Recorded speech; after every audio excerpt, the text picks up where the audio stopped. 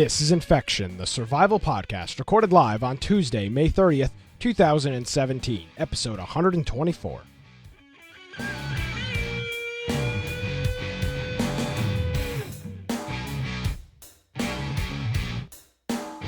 Hello, everyone, and welcome to another episode of Infection, the survival podcast. Infection is your source for the latest information on survival video games. We bring you the latest news, reviews, updates, and more each and every week. My name is Nick Craig. At Nicholas M. Craig is my Twitter. InfectionPodcast.com is the website. I'm finally back. Back in New York, back producing the show on a reliable schedule. Last week was quite a show to produce. Joining me, as he does each and every week, Brian Aldridge. Hey, Brian. Hey, everybody. If you want to find me at Boise Computer on Twitter, or you're more than welcome to go to my blog, biteoftech.com. If you're looking how you can connect with our podcast and maybe play with some of the people that you hear us mention during the live show, you can go to infectionpodcast.com. On the right-hand side, we have a join button for our Discord group. Also, we have a link to join our Steam group if you'd like to get notifications, or it's a quick and easy way to be able to find other people. Instead of saying, hey, here, try to find my Steam profile. If you have both of you joined up to our Steam group, you can find each other in the list there pretty easily. And then, if you don't follow our podcast on YouTube, we have the video versions of it. Also, we have different applications that you can listen to us on, tune in, and a lot of other things. So if you go to infectionpodcast.com on the right-hand side, scroll down, and there's just a big list of places that you can find us if you're listening for the audio only version. So I think that's pretty much all the self-promotion for now. Yeah. Let's see. Housekeeping. Game of the week is going to be Friday the 13th. And Yes. With that, also next week, we're going to announce our board game. Board game? Yeah, and that will actually be taking place the 10th. So Saturday, Okay. June 10th, that will be taking place. So we'll announce that next week. We'll figure out what we're going to do. And is that still on sale, or is that sale ended?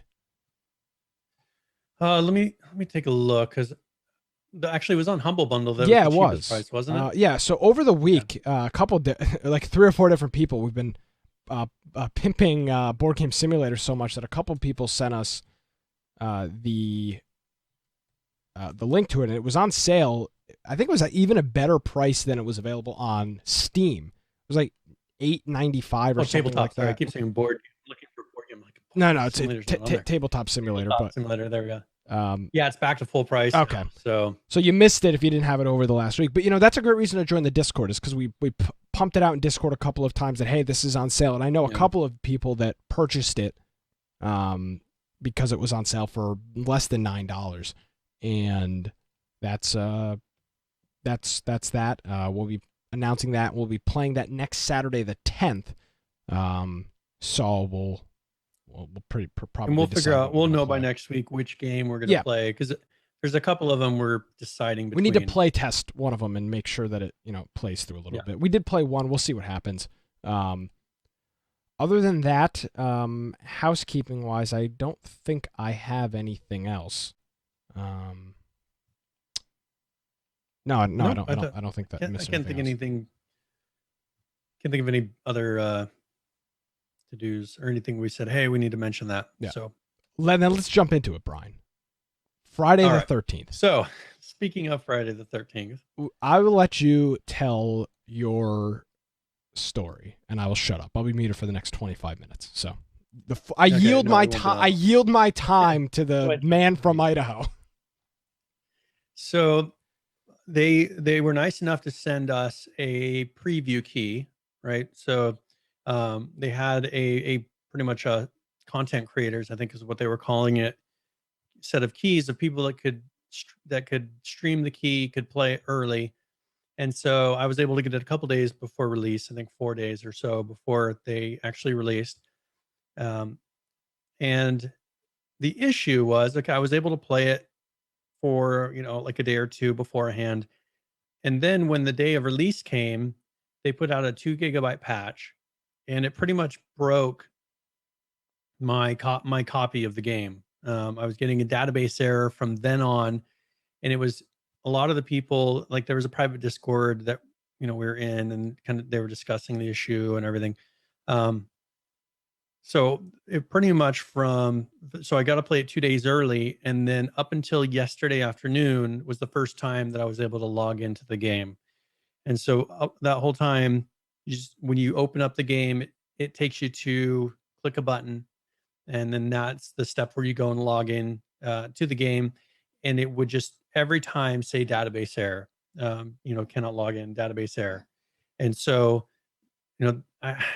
I kind of ran into an issue where it's like, okay, sure, I got it like a little bit early, but I was unable to play the game the whole weekend. So Friday night game night comes up, and I clicked for, I think, about an hour. I clicked about every 15 seconds because everybody was saying, oh, just keep trying, keep trying. So I gave it about an hour of clicking. And that was pretty much, that was my whole Friday night. I felt like I really wasted my whole Friday night. And then, so yesterday, so this is Monday, it finally became playable. And so now I can log in, but it kind of took the wind out of my sails. Like I haven't really felt like trying to play it now, because you know how you have a hype for a release and you're like, oh, I want to play it. I can't No wait to Man's play Sky. it. Yeah. And it's then 4 days later, you can't play it still. Oh, It's like, I okay, feel well, it. I don't. Yeah. Well, and so I went and played The Last of Us and I beat it, and then, started on Red Dead Redemption. So I was like, I'm going to play PS4 the whole time if I can't play with everybody else. So can you explain the issue? Because Yeah. explain the issue, because it's not just like, oh, Brian's computer was bad, like the game won't play. No, This there was a nothing big I issue. could have done on my side. The issue was that the database, so they had a database of people that could play. So it sounds like they changed the way that the accounts were structured post launch. So when that 2 gigabyte patch came out, which is the day one patch, they turned around and something happened, right? And it must have corrupted our profiles, or it never updated our profiles. It's kind of what I gathered. So we're in an old way of information to where, and it was actually causing them a lot of issues, because every time that someone like my account tried to hit connect and it failed, it caused someone with a working account to also fail, is what they said. I don't know if that was public, but it was causing a real account to fail and one of our accounts to fail as well, which is kind of strange. So they were really pushing to fix it. I would have rather had them just clear out my account. I didn't need to keep my progress from the couple of days. Just clear my account out, and let me play, because you took away 4 days to save the 2, right? Yeah, absolutely. I don't know. So I don't know what they said in the message. They said, well, we're bringing in some really big effing guns, is pretty much is what he said, to fix this problem. So they must have hired somebody from another company to come in and and try to fix this. So, and they did. I mean, it worked as of yesterday. So yeah, you were able to play it on Friday? I did. I played a bunch. I've got by the way, Saul, our good friend Saul Goodman, has like something. He probably has like at this point like 36 hours in the game. The game's been out for like 4 days. He's got some problems, but I have 9 hours played over the past couple of days. So where do we go from here in terms? I've got a whole bunch of things I want to say, and I, as people are aware on this show, we have never changed our opinion. We've never been swayed.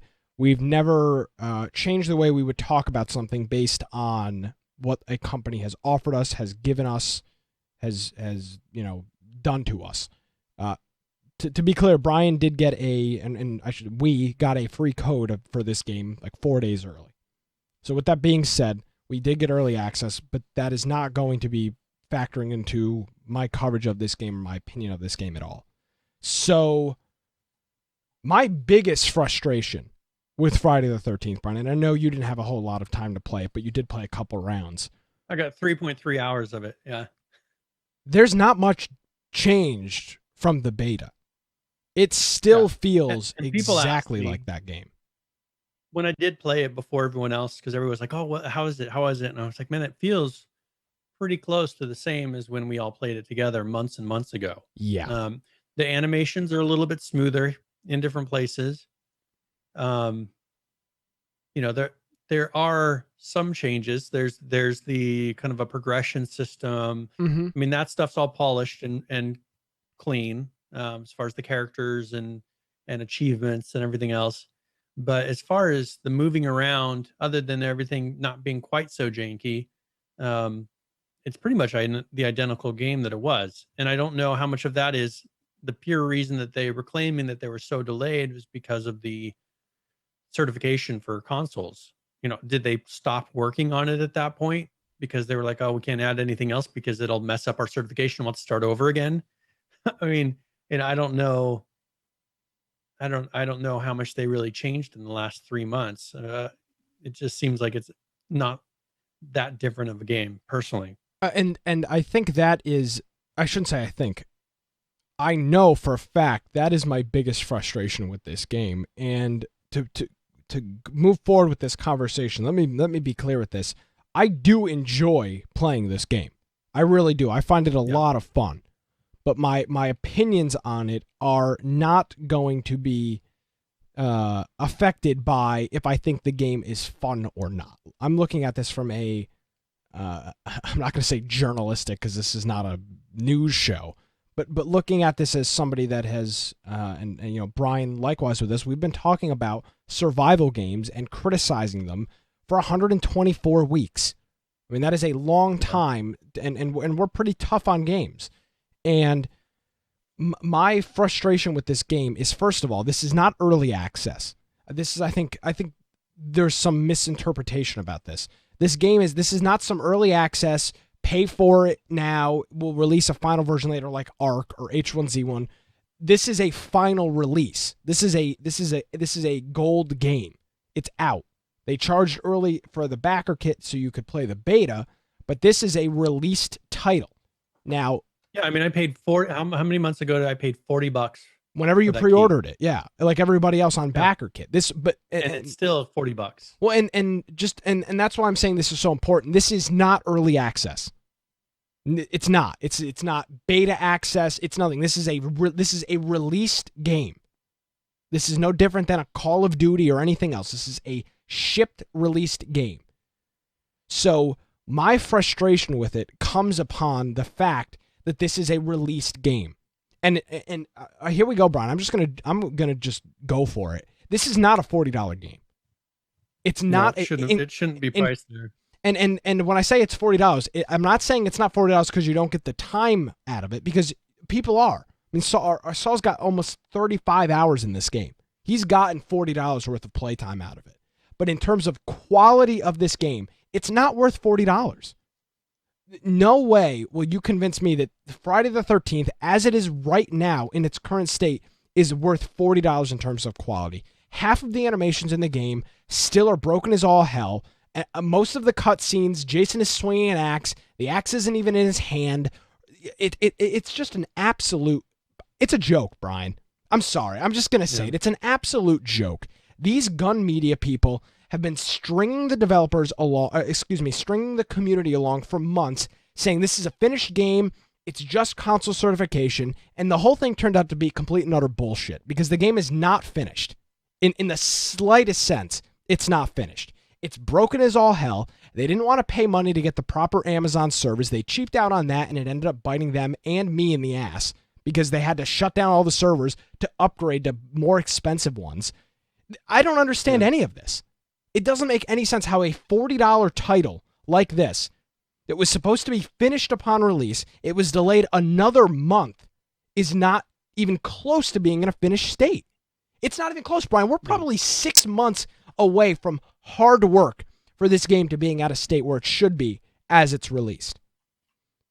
And I know some people are going to say, well, you're being a bit harsh, but you've got to remember, this is not early access, folks. This is not beta. This is a released game, shipped gold out there. $40 for a working final product. That's where this frustration comes in. One thing that One thing that I found kind of odd, and I know they may be going after some of the cheese of the original show, but like you look at the characters when the game starts out and like they get this like scared look on their face and their eyes are bulging, like their eyes are actually like you can see the eyeball separated from the socket sitting in their skulls Yeah. with just some ridiculous looking face. And I'm like, you guys couldn't fix. I know they're trying to go for a certain look, but it just looks so horrible. And I don't know if that was just for the effect of the kind of the comedy of the game, or kind of matching the comedy of the original films, or if they just never got the facial animations right. And because I don't know if you've seen some of those screenshots, but they just look horrible. Yeah. And I was like, you can't imagine this being intended, because every time you start a game, you see that, like that kind of a scared look, and then the eyes bulge out and their mouths get all weird. And it's like, that's the first impression that somebody has of your game. And it just looks incredibly bad. Yeah. So and this game is one where I wanted to play with friends. Like that's why I didn't really play it, because it was just a bunch of streamers and they were like, "Oh, Mhm. let's test how to kill Jason." And they were just wanting to like get some sort of a scoop to be able to get a first, you know?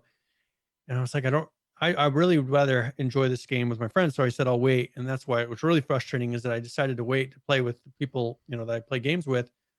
And then I wasn't able to play for a long time. So Yeah. And Donnie PCs wraps up my comments exactly. He says, I really like the game. I think it's fun. I just think it's a bit overpriced and not finished. And that's exactly my opinion. Again, I'll say it. I've got 10 hours in the game so far, and I've loved every minute of it. It's fun. It's a lot of fun. The game's great. I'm playing with my friends. It's awesome. But it's not a $40 finished product. And we were promised a $40 finished product. Now, I'm not saying that the game needed to be bug-free, because that's an unrealistic expectation. Every game ever that has come out has had bugs day one, specifically in this day and age. And I have no problem with bugs being patched and things being fixed day one. The server issues, again, happens with every single game day one. It's just the way it is. I'm not going to sit here and crucify them for it.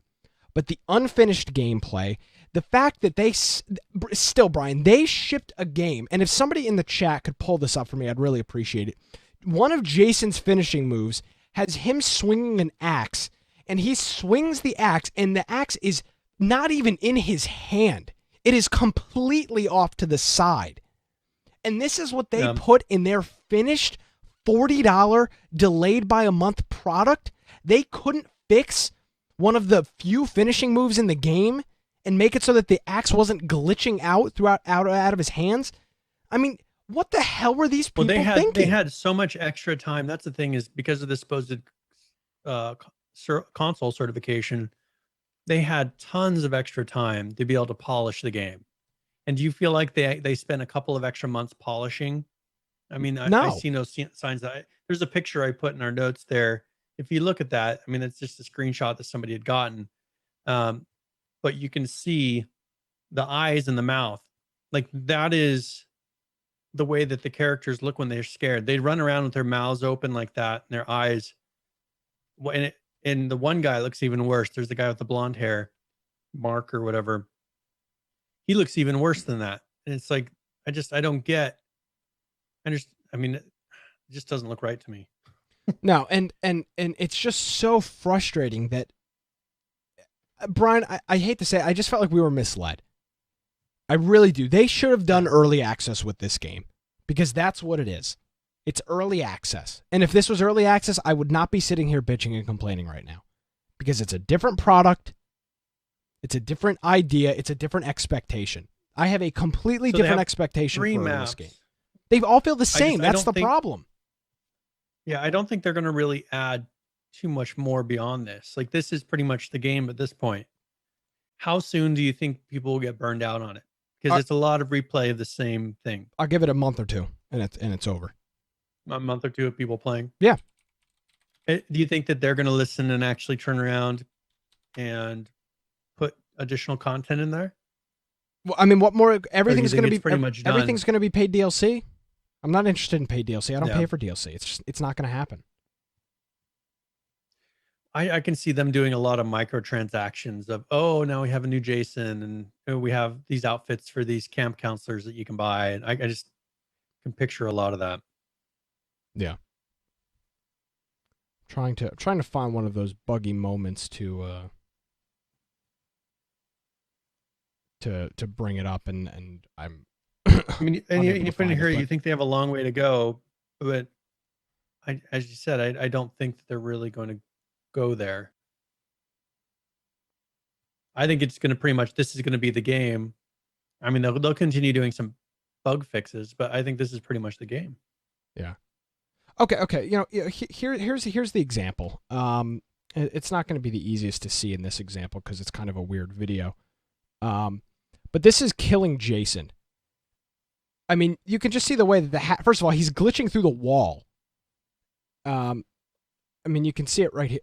I mean, that's it. He's literally glitching through the the kill wall. Move from the other side of from the other room. I mean, there's only. Now, let me be clear with this, with my criticism. There is only one way to kill Jason in this game. It's not like there's 40 different ways to do it, and it's super complex, and there's a whole bunch of different possible endings. There's one way to do it, and you can see it's not really as clear in this example. But in the time that we killed Jason, the axe wasn't in Tommy Jarvis's hand. It was way off to the side. So he's swinging his hand down, and the axe is way over here. I mean, there's only one way to kill him. How is that not fixed? How is that not done? How can there still be a bug in that? There's not variety. It's just so frustrating. This is not a finished product for $40. And I don't care what bridges we're possibly burning at Gun Media. It's the truth, and everybody knows it. There's not a single person that's sitting out there saying that. Yeah. Somebody put a link to the picture that Nisco actually did of the one that's at the beginning of almost every single game. Like if you have this character, do you want me to put it in the notes, or do you have access to it? That'd be great. Okay. So this is pretty much the first thing you see when you come into the game. Like that's the cut scene of, okay, oh, we hear Jason's coming. And then that's the animation you see. And that just drives me crazy because that's so easily fixed. It's unpolished, Brian. Yeah. And like that, and I'm big about like first impressions on things like this. And that is your first impression of the game. I can understand having some little glitches here and there as you play that, people might see, but whoever gets that character is going to see that every single time, every single game. So you're leaving a bug, what I assume is a bug, in there that will be seen every single possible game. And that drives me crazy that they leave things like that in there. And of course, there's speculation. Jason523 says the faces are on purpose for reason. And that's what I was wondering is like, are they trying to get kind of that cheesy look that they had in the films? If so, I don't like that, because that to me looks like cheap facial animations. It doesn't look like they actually made it to look like that. That's the kind of stuff that happens when you do a bad job of morphing the face, to me. And so I'd rather have them have done like a realistic looking bulge, like what you would see in the movies, of doing something that's quality cheese. Yeah. I don't know. I think this game still has a long way to go.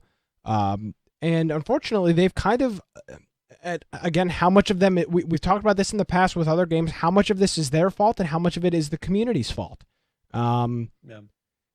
Was this game overhyped by them, or was it overhyped by the community? And we saw this exact thing happen with No Man's Sky to some extent. They did promise some things that were in the game, but for the large part, this game was vastly overhyped by the community and by Reddit and by some of these other websites. And I think Kotaku's got this article out. The title is the Friday the 13th game isn't very good, and it opens with Friday the 13th has a lot in common with some of the sequels in the film franchise. It's great for laughs, but not much else. And I would agree with that comment.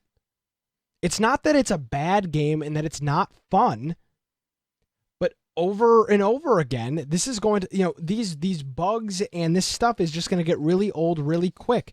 Unfortunately, what I see is this game is going to turn into paid DLC hell, which is everything in the game is going to be paid. They've already got like a $9, or they already had a $9 paid DLC out for that special edition Jason. I'm just not impressed, Brian.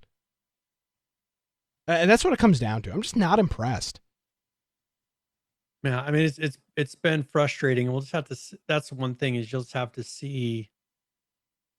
It's really where they go from here, because we were really off put by the original comment. When we were at PAX of trying to explain first quarter of 2017, right? Which they still missed. Early 2017 was the term.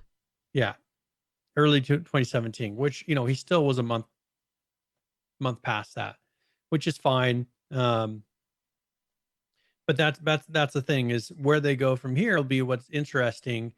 Can they put a little bit of variety in this? Will they do things that can keep players coming back and playing it over and over again? Because a game that has a lot of repetition like this one, are they going to be able to make it so that week after week people are going to continue wanting to play and do the possible same things? And if they can create that kind of variety, then great. But I don't know what they're going to do yet, and I don't know if they are going to do anything. And it'll be interesting to see. Now, Jason from chat, he put a link to a YouTube video that actually shows that face that they're mimicking, which was it's kind of when somebody was getting ready to die or whatever. It's one of the props of the people that you can see. It's at 37 seconds. The link should take you there. You can pause it at 37 seconds, but that's the face that they're going for in the show, which, I mean, that's pretty close. Yeah, I understand they want, that's the thing, is that's what I was saying in the beginning, is maybe that they're going for kind of that cheese that was in the show. But for me, it just makes it reminds me of just bad facial animation, and I'd rather have it. And I don't know, as someone who's worked with that stuff before, little things like that bug me. Yeah, but maybe that's what they're going. Maybe that's the look they're going for, and I'm not a big enough Friday the 13th video fan to catch the whole. And maybe how many inside things do they have in here? I couldn't tell you. I'm not a Friday the 13th fan. Yeah, that's what I'm wondering. How many things do they have in the game that most of us don't catch? Well, and that was one of the big things. All these little throwbacks to the films. Well, that was one of the big things I noticed at PAX, is a lot of the people that were at that panel were huge Friday the 13th fans. They were talking about all these different is this scene from this, this movie going to be in there, and so on and so forth. I'm not crazy into Friday the 13th. You weren't, Brian, and Lance wasn't either. So he was the most into it, but he wasn't, I wouldn't call him an expert on it. So maybe this was catered more towards the hardcore Friday the 13th audience. And again, I'm not saying that the game is bad, but going further into this Kotaku article, the author says, unfortunately, the game is very boring, but at least it's boring in ways that make playing it with a friend very fun. I would 100% agree with that. The game really isn't that exciting. 90% of the time you spawn. For us, it'd be more of us doing, joking around inside of Discord and having fun, trying to get some crazy, like when PH was in, remember when PH, when we were playing the sleeping bag, he's in the sleeping bag. That was a ton of fun. That was hilarious. Trying to get things like that. But once you've seen everything once, is it going to still have that replay value? Yeah. It's it is very, it's just frustrating. So Donnie makes a comment. He says, I'm a Friday fan and a huge, he's a huge fan of it. He loved the movies, still does. That's why the faces appeal to him. And there's a ton of small things in game about the movies that remind me. So, that's the thing, is they're going, and people like us who never really were into the films, we see these things and it's like, well, why do they have their faces like that? It reminds me of Mass Effect. People in chat are bringing up Mass Effect. That's what it reminds me of. Are just the crazy facial animations that, okay, that's what they're going for, but we don't get it. I guess that's what it comes down to.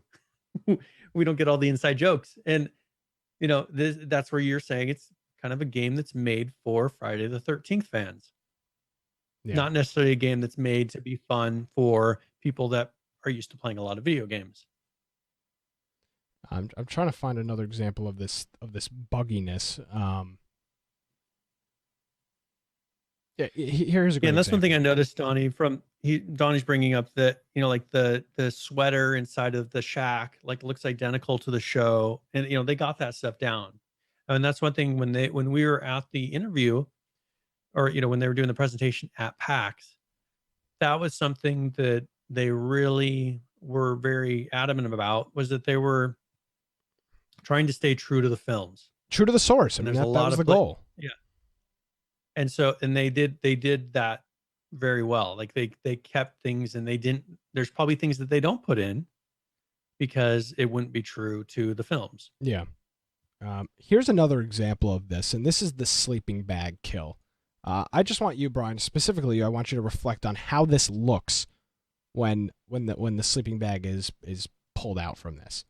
I mean, the hand is clipping through. It doesn't even look like Jason's holding it. His hands are just hovering. I mean, look at how awful that looks.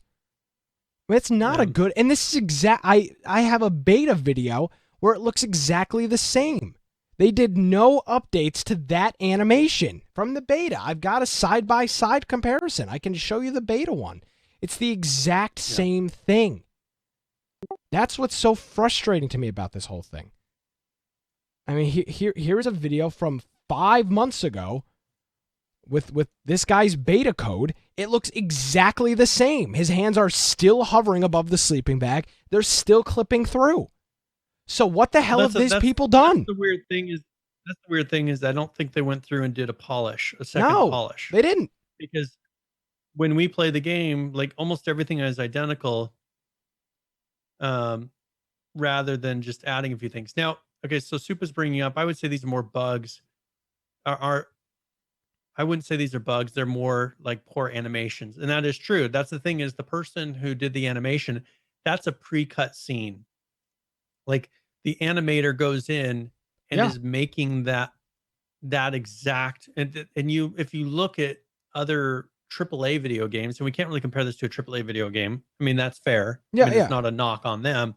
There's a difference between a 20-man studio and a 1,000-person studio. Absolutely. But you look at the top tier of video games, one thing they get down are those exact animations, to where you can hardly tell the difference between the real movement and that it's a computer. And so I can understand they're not going to be able to put the time in to get to that level, but somebody did sit there and work out that animation and set every single finger movement, and they just didn't take the time. All they did is said, okay, it's kind of holding onto the bag. They didn't take it frame by frame of, okay, he's grabbing it and he's gripping the bag extra tight. He's getting ready to throw it. Like, they didn't take it down to that level. No, absolutely not. They just said, all right, his arms go here. He kind of gets the somewhat of a gripping motion, probably from, similar as when he's holding an axe or something, and he puts them on this side of the bag. Like, they didn't take that extra time to put that polish in, which that's a lot of time, but that's the difference between a $20 title and a $40 title. Yes, personally. Exactly.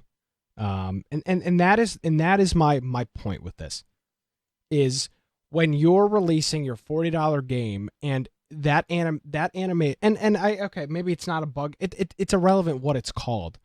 It's exactly the same as it was in the beta. And in the beta, it looked like garbage, and in the final release, it still looks like garbage. I just played them side by side. I'll put both of them in the show notes. You can look for yourself. So it's the exact same animation. A comment that they probably used the raw mocap. So mocap, motion capture animations. And so they did go through, and when they did these, they put somebody in a suit that has a bunch of like possibly white dots on it. And they act out every single one of these animations. The thing is, they're taking these animations, and what they're supposed to do is, after what the motion capture does is it saves you a lot of time of trying to mimic realistic human movement. And so that's a lot of he's bending down, he's grabbing the bag, he's going like this, and he's throwing it. But the motion capture is not going to capture to a T those little things like the facial movements, maybe, or or the which he has a mask on, so that's not really an issue in this one. Or the tight gripping of the fingers, the way it goes around the fabric, like they're not capturing the fabric in the motion capture, and so those have to go in and be polished by hand by an animator to get that look just right. And if they had so much time, and and I'm sure they didn't fire their staff while they're waiting for the console certification. Why didn't they have their animators, since they didn't have anything else to do, right? Go there and say polish these animations, because these are like the kills, the signature kills that people will be pasting on YouTube, that people will be posting Twitch videos of Twitch clips, things like that, over and over again. Polish those things that are going to be highlighted and are going to be put into film, onto YouTube videos. I don't understand where, if they had so much extra time of supposedly waiting for console, to where that's not going to be animation changes. When you're going for console certification, they're going to be making you make changes to the code itself. Like, this isn't compatible with this. This is causing a bug with this. Like he explained, when somebody plugs in this certain piece of equipment into their PlayStation, it turns around and causes this weird thing to happen. That's code stuff. That's not animation stuff. That's not graphics things for the most part. Those people could have been going in and polishing and polishing and polishing during that whole amount of time. And from what you showed, I don't see that polish happened after the initial test. So what have they been doing graphics wise? I mean, they added some new JSONs, but that's all new content. They added new JSONs. And again, I'm not trying to nitpick. I'm not a big fan of nitpicking every little detail of the game. But when you've got just a handful of final for example, this tent animation. When you kill somebody out of a tent, this is what it looks like every time. There's no other way to do it. When somebody's inside of a tent, you pull them out. This is how you kill them. It's the same thing over and over again. When they can't take the time to make it so that Jason's right hand is not clipping through the sleeping bag, that's a real problem for me. That's a huge problem on your released game, because that's what this is.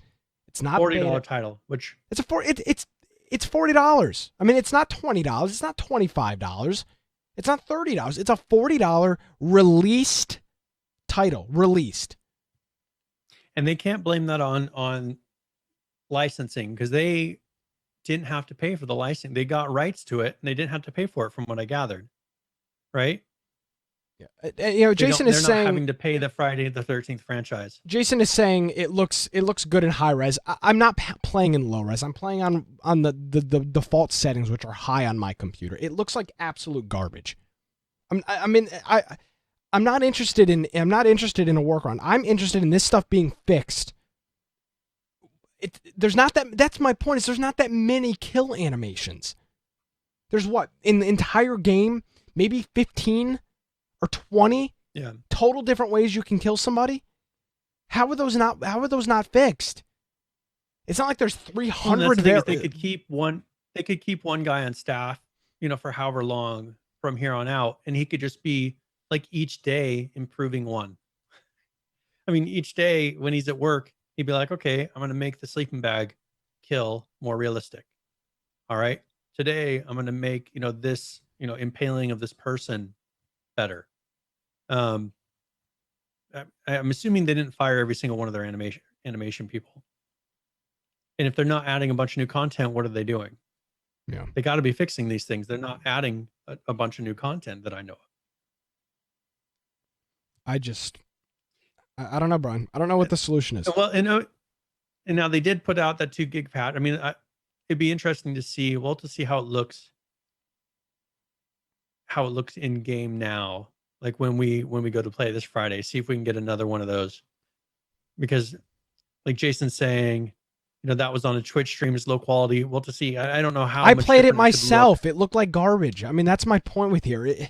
This guy's not playing at 480p on his monitor. He's streaming. This is blame truth. He's a huge Twitch streamer and YouTube commentator. He's not playing on a potato. This guy's not new to the scene. So that's where my frustration is coming with this. Again, They can improve this. My opinion is willing to, and I hope does change, because I'm not interested in this being the same. But honest to God, Brian, I would have rather had them push this game back another 2 months to get this stuff ironed out. If this is now, unless they keep at it and like each week they put out improved, but no. This is a interest. final That's the thing game. is This is not early access. You don't get that luxury. No. You release the game. That's my frustration with this. They should have just released this as a freaking early access game, and we wouldn't be having. We wouldn't be 40 minutes into early the show. access, so we're like everything can be fixed afterwards. No, that's not the. That's not the solution. One thing that I do enjoy. That's one thing I've been really enjoying about the PS4 is the games that I play are polished. They work on there. Yeah, and you look back at PC and it's like we're so used to playing broken games now that it's become the norm. Yeah. Early access has turned into, your game's not finished and it's not fixed.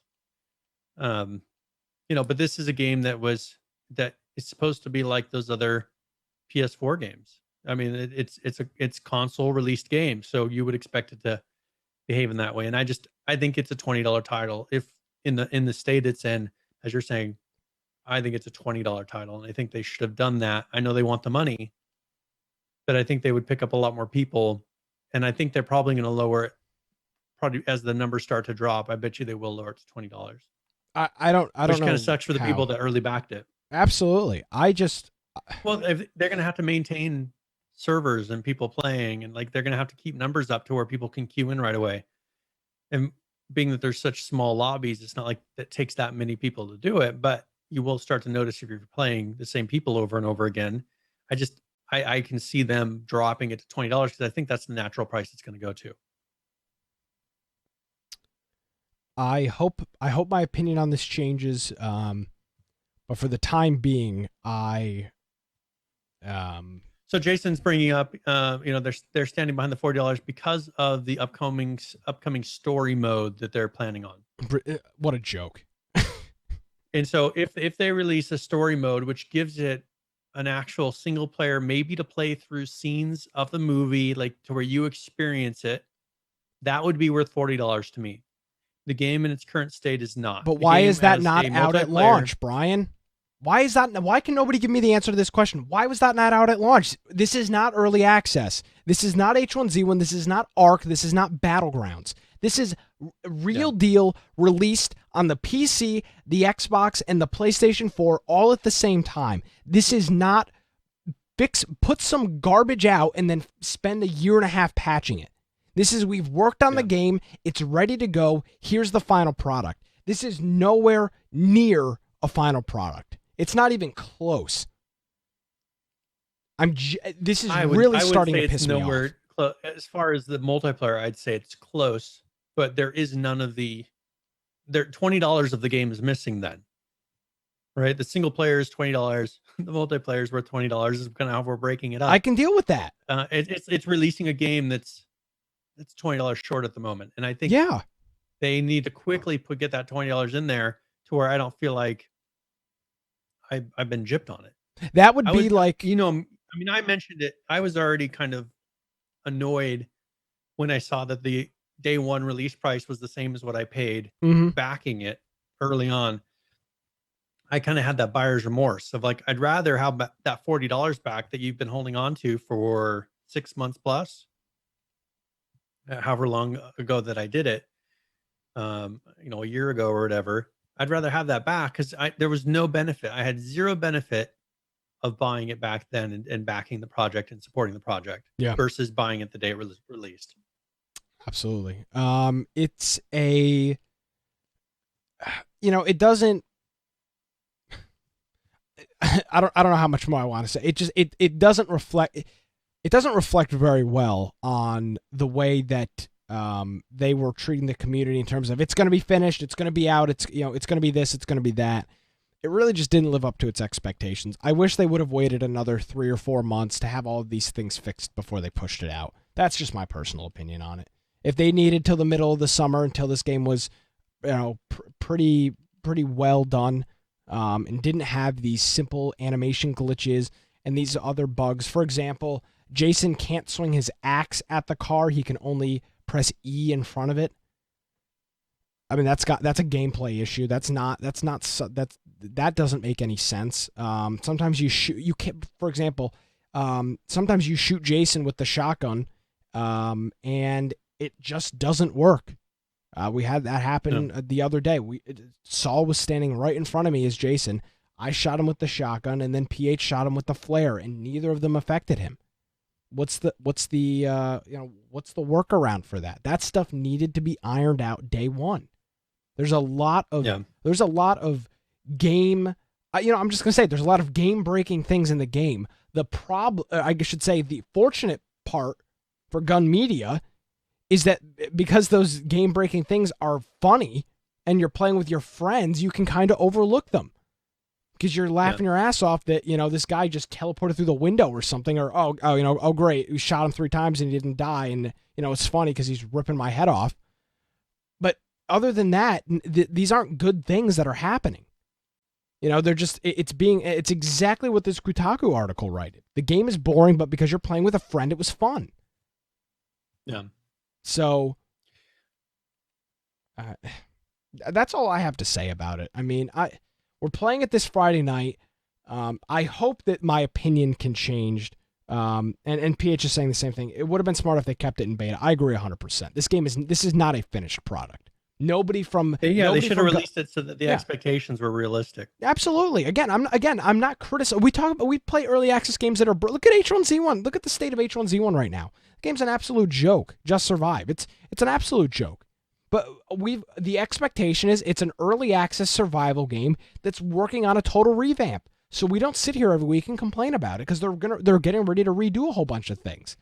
But I can tell you straight up that if H1Z1 was a final released product, there would be hell to have been paid from our podcast here. Yeah. It's two different ballparks. I mean, Call of Duty releases, that game has bugs, but it's nothing like you're seeing. And again, it's not the same comparison. It's a much larger team. I'm not saying that they needed to release a bug-free game. I'm just saying they needed to release a game that played like a final game. Yeah. So, yeah, that's all it is. I don't think I'm asking for too much. Not at $40. No. I mean, that's the thing is I can take a game. If I'm getting this on console, I'm looking at, do I spend $40 on this versus getting like the new Resident Evil for a little bit more? Mm-hmm. Okay. Yeah. Big difference in production. Huge difference in the amount of gameplay. I mean, that's just, you can't compare those two games as far as what it took to make them. But the price isn't really that far off. No. So. Yeah, definitely not. So, as always, we will continue to keep up to date with the game. I'm going to continue playing it because, again, if I haven't made myself clear enough, I'm enjoying the game. It's fun. It's not terrible to play. I think it's not a game you go and play with randoms. No, absolutely not. And it's and the other thing too is this game requires teamwork. We've been in a couple lobbies where it's only 3 of us that know each other and nobody else in the lobby's talking. That's a real problem. Yeah. It makes it very hard to do stuff in this game. So, I think I'll wrap this up and just say I was pretty disappointed with the final product here, and I'll be interested to hear what you think about it next week, Brian. Because that's the thing is when I played with the streamers, like one Jason came up to me and said, "Hey, try to kill me," and he just stood there, and like that was the last game I played. He just stood there, and we tried to figure out ways to kill him. I was like, "This is not fun to me." Yeah, I mean, I shot him with a shotgun, or I was hitting him with a bat, like everything. Yeah, there's a very specific way to kill him. Yeah. But that just wasn't fun when the streamers weren't actually trying to play the game the way it was meant to be played. It's no fun. Yeah. So there you go. That's Friday the 13th. I told you I was gonna be honest with it. And I think I was. Now we did have a patch. And this was out. It was mostly just fixes. Like there's no that's the thing, is there's not going to be patches that have new content like we're used to with Yeah, alphas. exactly. So this is build 2686, and it just fixes a whole bunch of things. We'll give them credit. For example, game crashes and stuff have been almost non-existent. I can give them credit for that. There's really no game crashes. The game just doesn't close randomly like Ark or even Battlegrounds. Recently, I've had issues with it just closing abruptly. That doesn't happen. Yeah. With this game. So in that respect, that's good, and I'm enjoying that. But that's about only thing it's got going for it. So yeah. So yeah. Anyways, that list was just a bunch of fixes. So we don't need to go through those. It's just saying, oh, we fixed this. When you unplug, like the computer, when you unplug the headphone jack, something weird would happen. Like if you unplugged headphones while the game was open, it would break something. Just little stuff like that. So they've solved a lot of those fixes. So now Battlegrounds, they did put out their week 10 patch. Actually, do you want me to announce the game giveaway? Sure. First? Yeah, that'd be great. We're about an hour in. All right. So ~ giveaway in chat, and that will open up for you to be able to enter the giveaway. It's going to be a 30 points raffle, and I'm going to be giving away a copy of it's called Jotun Valhalla edition, and this is, I'll put a link, about a $15 title right now, and it's got very good very positive ratings, and so ! giveaway, put a link to it in chat so you can check it out. It's a adventure mythology action indie difficult game. It's actually a hand-drawn game, so it's all hand-drawn, like cartoony animation, set in Norse mythology. So has good ratings. It looks really good. I mean, as far as, it's kind of like the art style of Aladdin and things like that. It's kind of got a similarity to that kind of an art style. Yeah. So with that, we do have Battlegrounds, and just a quick note before we get into any of the actual fixes or updates with this, they're actually doing their first leaderboard wipe. So tomorrow, if you're watching this live on Tuesday, tomorrow, if you're listening to this the day after, on Wednesday, the 31st, they're going to be resetting all ranking and stat data for your player. The cool thing is they're preserving that data, and they're going to allow you to view it in games. So I don't know what they're going to call it, season 1 or first wipe or whatever, but you'll be able to view all of that stat information so you can work back up to where you were before.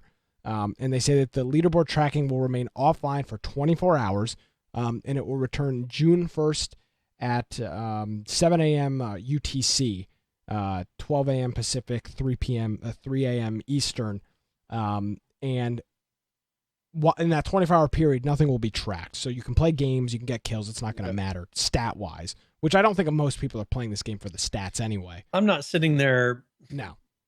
Sitting there going, oh, I got a little bit better stats. I'm just having fun. I mean, that's the joy of this kind of a game, is you just go in there. There are some people who really look at ranking and get kind of pushed by that. But with this game, I just enjoy playing with friends and having fun. So I'm not going to be heartbroken that the stats are cleared. No, it's and you keep your skins. I mean, it's not like you're losing your skins. Wipe. Yep.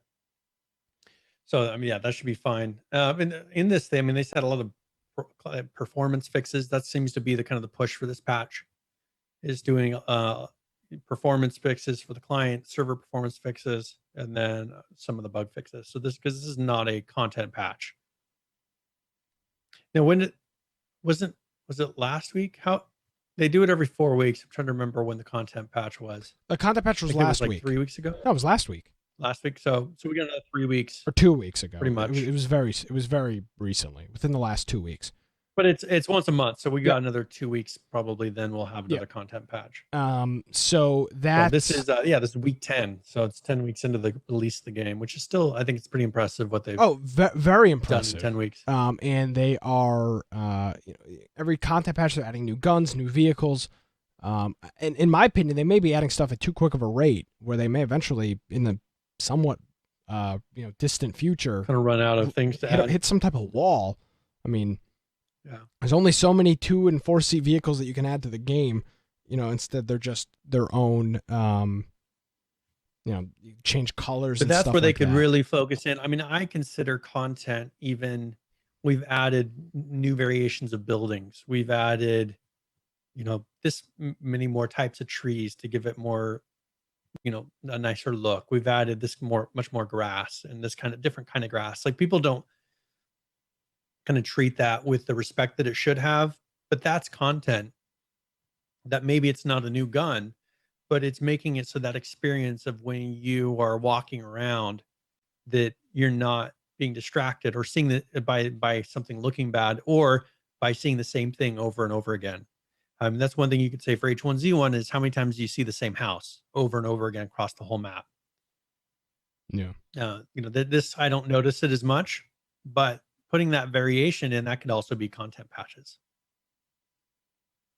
So now, one thing they did an interview where they talked about having 2D and 3D replay system in Yeah. the coming months. I don't know if you had seen this, but they did a pretty long interview.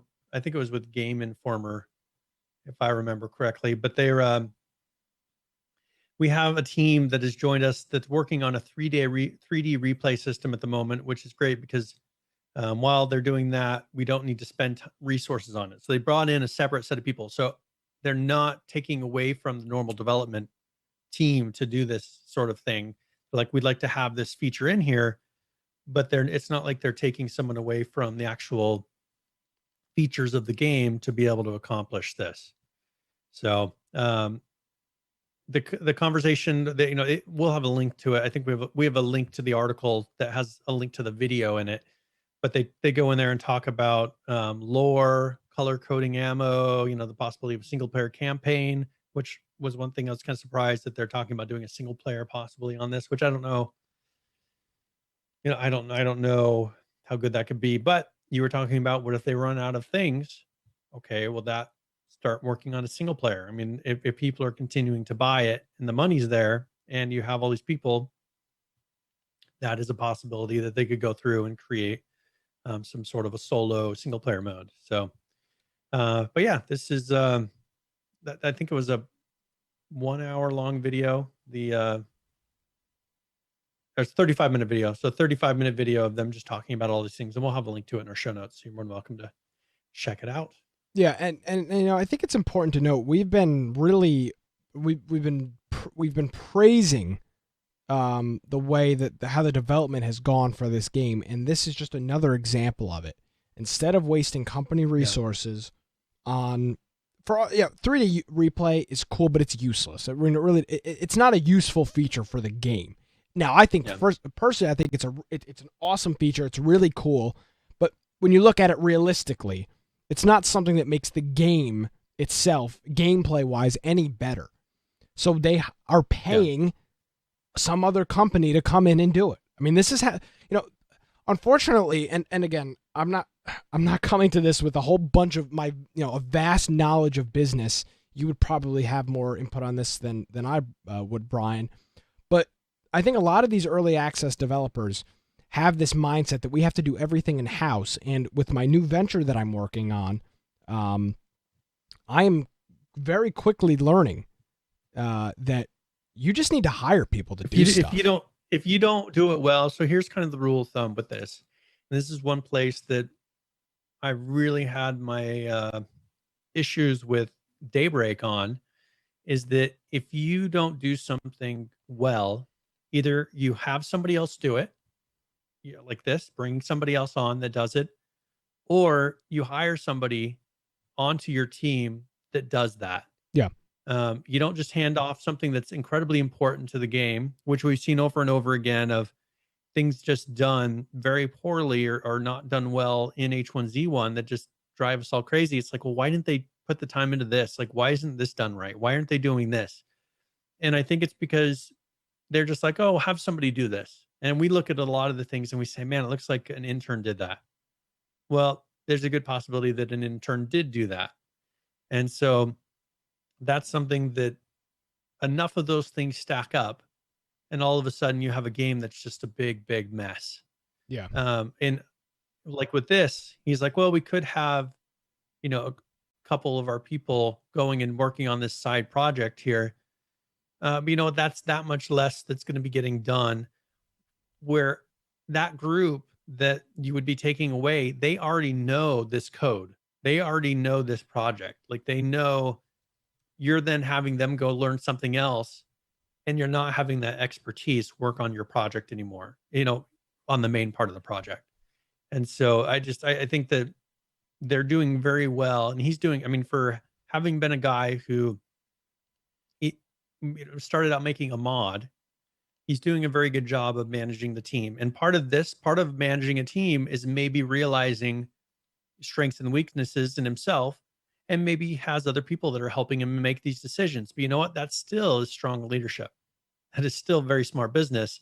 Having someone else come in, and even if you hire somebody who's kind of, you know, in charge of the of making those decisions, if they make better decisions than you and they know more about that, that's the same. You know, bring on those people that understand it, so you don't have those constant mistakes. Yeah, and that I think So, that that's the point I'm trying to make with this is if just hire somebody that can do it. And that's exactly why I think yeah. Battlegrounds is going to be I don't even think it's going to be. I know it's going to be a whopping success. There's no there's Now, not a don't you think single that's what indication. Daybreak did?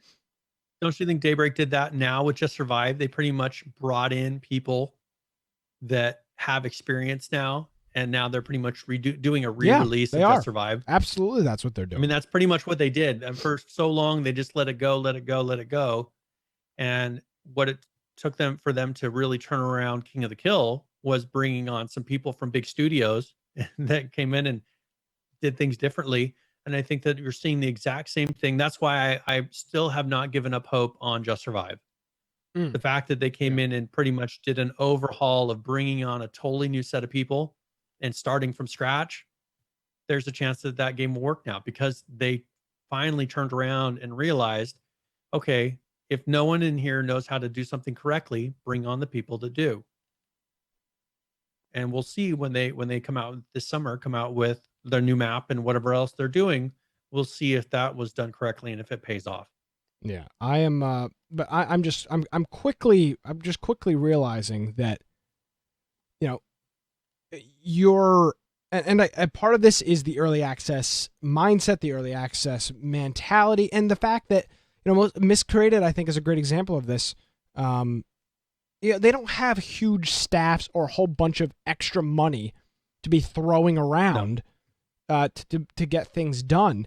But unfortunately, you get to a certain point business wise where you just got to pony up and spend the money. And as I'm growing with stuff that I'm working on, career wise and opportunity wise, I'm realizing that to be more and more the case. And I really do think that more early access developers need to and just need to adopt this mentality that if Brian, if you and I are making a game and it's just you and me, and none of us are capable of doing sound design, we just need to pony up and pay somebody to do it. That's just the way it Yeah. needs to be done because Rather than leaving it out or having a very half-assed. It's just going to be half-assed. you know, implemented version of that. Yeah, I mean that's what it comes down to. It's just going to be a poor implementation of it, and it's just not worth it. So Yeah. I really hope that some of these other games follow this. Folks, if you're out there and you're thinking of developing a game, follow the Battleground strategy because their game is absolutely I mean, they made 34 million it. in April. They're killing it. People, they're showing the proper way to do it, and I'm hoping that that is enough motivation for these development teams. They're thinking, well, how are we going to make money? Follow that model. I'm not saying move all of your development staff, or hire just Korean development staff. Yeah. I mean, that is a big part of it. A lot of that ethic of working on it, but also making sure that people know what they're doing and implementing everything correctly. Because I can say that when they made the game originally, they used a lot of assets from the Unreal marketplace. Like they filled in a lot of things that and they did it in an incredibly efficient way. They got this game out, but they're focusing on the game being fun. And I think later they're going to make it look, it already looks good. Mm-hmm. But I think they're going to go in and polish and that's part of them understanding the whole process of making the game work well first, and then going in and putting in that kind of visual pass later. Which I think that, I mean, going back to Friday the 13th, I think they did the opposite. They tried to make it look good first, with having a look at this JSON we got here. And I think that for them, the coding of it and the actual polish of how it works and the movement and all that stuff, I think was second. I would agree. Personally, I'd rather have a game that doesn't look as good, but moves smoothly. Yeah. I don't really think there's much more to say. I just, again, if talk about a winning strategy, talking about a way to a mindset to follow and a way to develop your game. I think I think Battlegrounds is doing it. Arc, I mean, for example, Arc, Battlegrounds, like those are companies that have done alpha correctly. Yeah. Oh yeah, and people need to follow it. And I think that possibly Arc has made an effect on how he views. He probably looked at the Arc team and said, well, what are they doing? Okay, they're regularly releasing content. They're doing this, they're doing that. He probably looked at some of the top alpha games. Rust, you can't say that they don't put out content every week. No, they do. They do. Yeah, all the time. The top games that are out there right now, and it may not be because of that, but they seem to follow this model of each week you release content, whether it's bug fixes, content, something. You do it every week and you quit skipping months and months. I mean, look at the opposite, which is what's that game? 7 Days to Die. Okay. Right? I mean, yeah. How long has it been since they haven't put out content in 6 months plus? Yeah, it's been forever. Imagine how many of their player base drops off and maybe never comes back. I mean, look at us. We were playing the hell out of that game, and then they stopped releasing the same thing over and over again. And it's like, okay, well, when they release something, I'll try it out again. Yeah, well, and unfortunately, it's been forever. Imagine how much more popular they would be if they took each of those features and said, all right, this week or this month, we're putting out this new feature. This week, this month, we're putting out this new feature. People would continue playing the game. Absolutely. Absolutely. So. All right. So do we want to go ahead and do this giveaway? Yeah, sure. All right. So Jay Delori, right? Yep. Congratulations, Jay Delori. So I will send you a Steam redemption link that you can go through to get your code for there. Of course, look in other. I think you've won some before. So just look in your other messages and you should have it in there. So congratulations. Yep. There you go. Now, Congrats. Arc released 258 this week, which is from what we gathered on the interview, the final content patch for the game. Like this is going to be the final. Yeah, I don't see them adding more dinosaurs or adding major new features before the actual release. Now they are going to be new things that are in the release, but this is the final 258 will probably be the final one before they actually release the game and take it out of alpha. So 258, they did this on May 30th. So this was today is what it says, which I thought it was yesterday. I don't know what kind of, it says today. So they must have pushed it off for a little while because this was supposed to be out, I think, yesterday. So it took them a little while to get it out. But they added the harpoon gun. So you're able to put tranq bolts in there and able to knock things out when you're maybe mounted on something, but you'll be able to do a very high powered tranq bolt. And then they added 5 new dinosaurs. And I don't know if we want to, do you want to go into the dinosaurs or do you want me just to read them off? Your call, whatever you want to do. Okay. Well, let's go ahead and we'll go into a little bit of them. Okay. They have let's try to get the pronunciation of this right. The hyenodon, which is pretty much a hyena. So of course this is a carnivore, and it says temperament is opportunistic. So they determine if the reward is worth. So they're very smart. So they will determine if the reward is worth the risk. So that means they'll only fight you if you're injured. So they wait till you're injured and then they'll attack you. They won't attack you if you're full health. So they are tameable, but they are not rideable, and they're not breedable. So you can tame them, and then they like to go in packs, and then you can have them attack things. So if you injure an animal, injure something, and then they can go in there and attack. So they're too small to ride, it says, but they're very popular pets. They train well, and their natural pack strength makes them excellent hunting dogs. They quickly recover health by consuming raw meat, and they can take much punishment and continue fighting. So definitely worth checking out. Those would have been, I mean, be interesting to see how people implement these, if they're just kind of a protection animal that follows you around in case you get attacked. Then they have it's the Hesperornis, right? Hesperornis, which is kind of like a big, I don't know, it's kind of a mix. It's not really, it's some sort of a seabird. It's a But bird it without says wings. temperament Yeah, flippant. Yeah, I mean, but it looks like one that it actually swims in the water, it dives does. down, Yeah. and grabs things.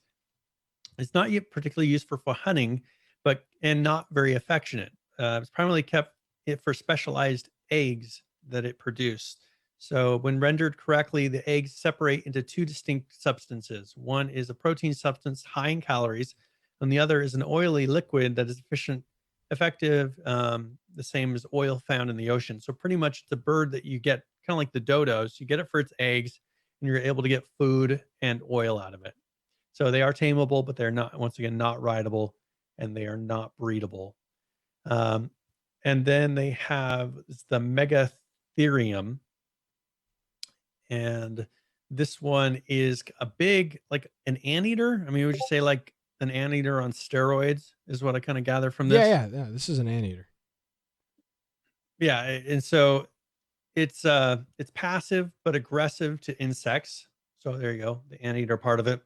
Uh, it says it's incredibly useful creature to tame so long as you don't intend to fight other tribes. It's enormity, so high resistance to torpor, and its voracious attitude towards insects, so and arachnids, make it ideal for farming large quantities of chitin from the bugs on the islands, or simply defending against them. So it's something that you can tame, you can ride, but you cannot breed.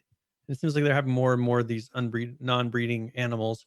But yeah, it's for pretty much gathering, kind of like what the frog does at the moment. You get a lot of chitin and things from that. So this is going to be a rideable version of a giant ant eater for that. Um, and then they have a megalania. I hope I'm pronouncing that correctly. Megalania, and this is a big reptile, and it says the extremely rare ability of Megalania to effortlessly climb walls make it a highly sought after mount.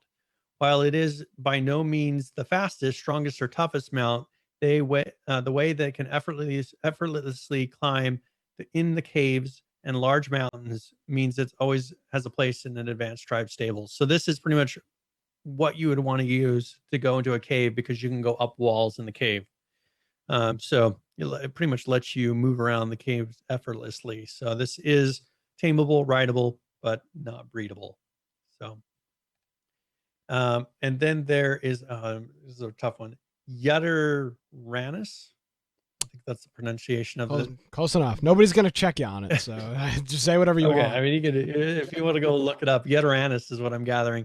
And this is a domesticated Yutteranus can be a powerful offensive or defensive addition to war parties.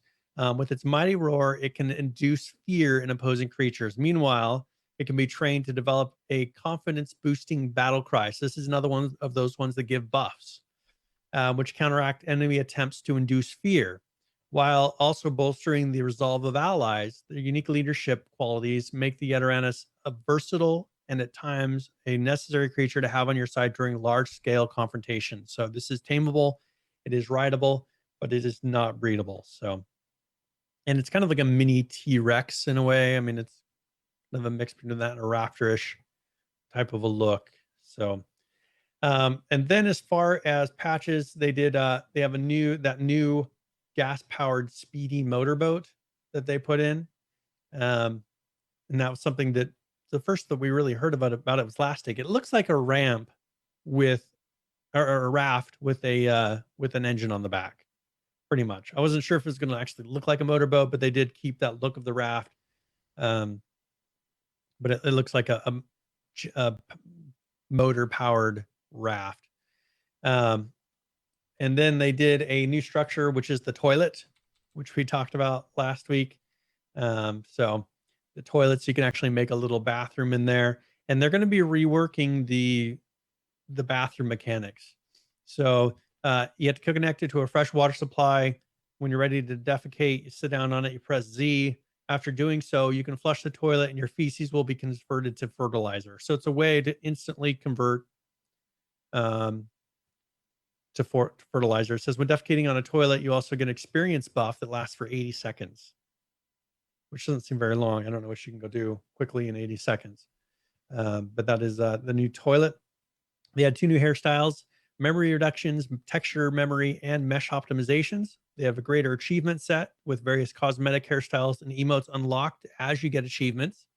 A new client option to disable giving cosmetics on respawn and to disable menu music tracks. They re-added the ATV vehicle as work in progress Easter egg for single player and custom servers. So this is something that was in there, but you couldn't really use it. It was a motor vehicle. So they re-added that in there.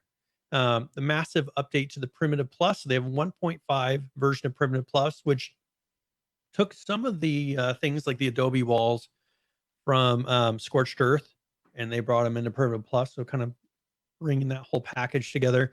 They fixed various gameplay exploits and edge cases. Direwolf now has pack logic with pack buff. So if you're writing those, you can get them.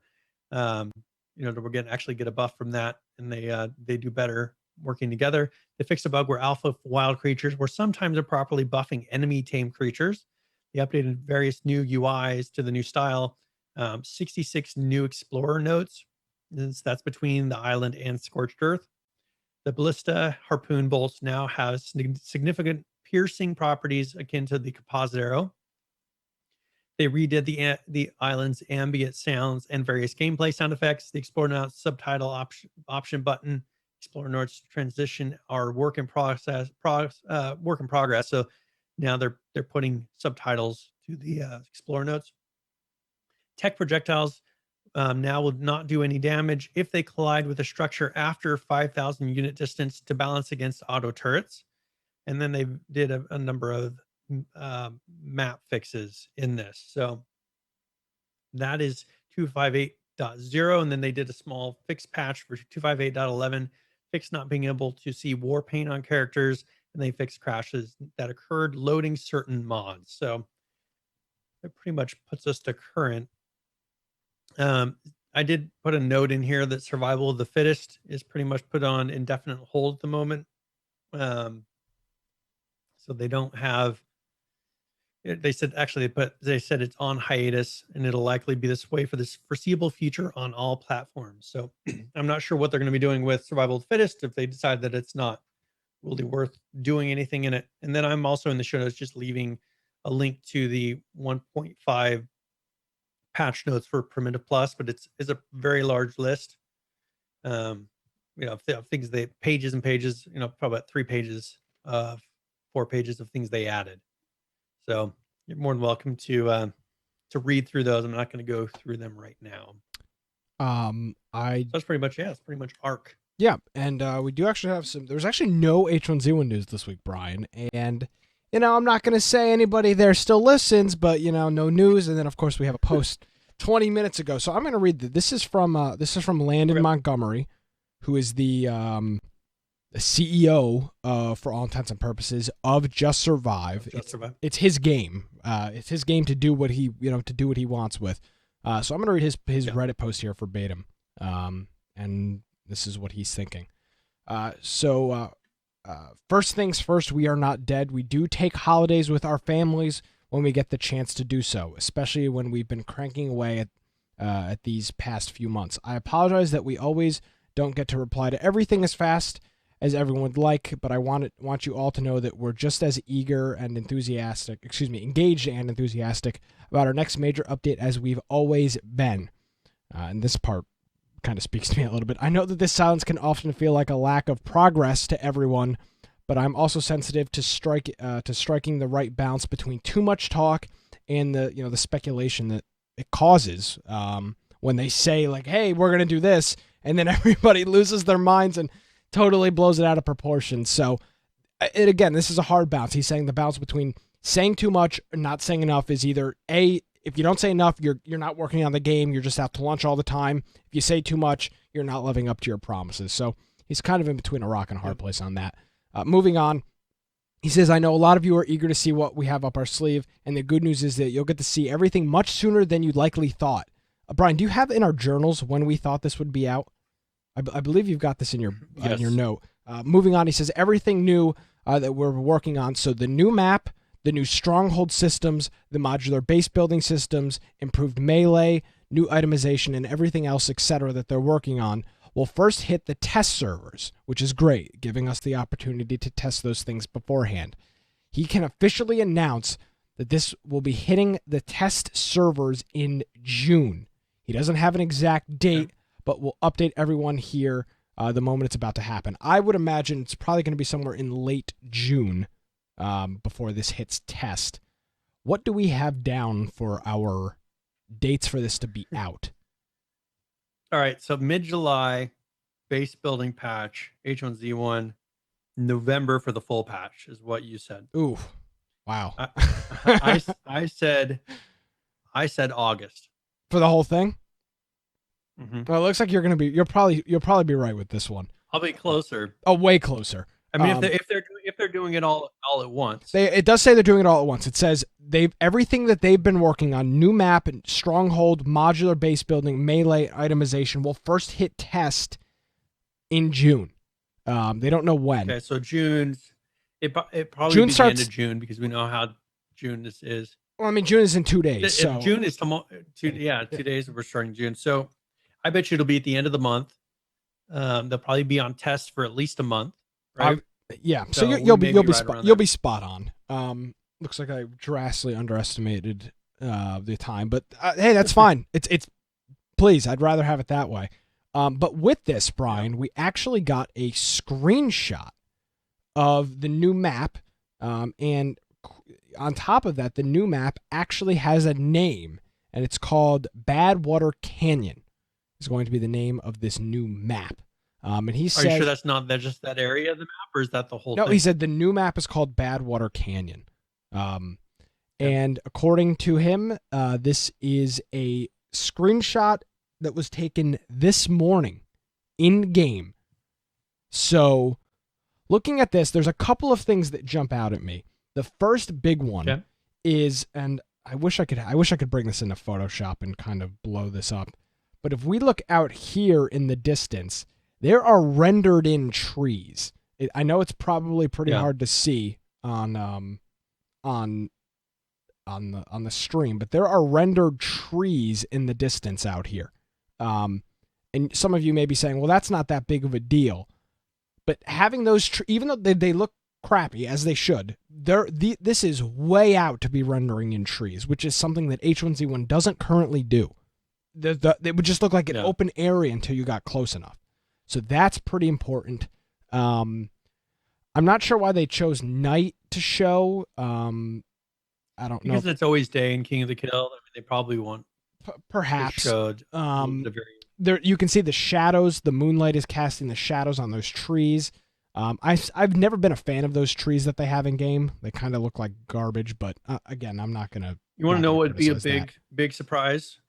If they had swimmable water. Remember how much crap we got for asking the developers that? People were so pissed off at us for asking the developers about water. That adds to it. Makes a big difference in play style. Look at Conan Exiles. Across or walk across. Look at Conan, Brian. Yeah, I mean that's the thing is, it would make people have to walk around lakes.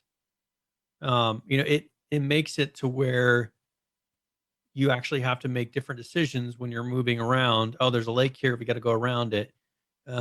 Or you can, this is a survival game, have fishing, have all these different things in there that are part of survival games. Have it to where you have to go and get water from there. You have to, maybe fish, just all the different things you would do with water. Yeah. Like that currently is nothing in Just Survive at the moment. No, nothing at all.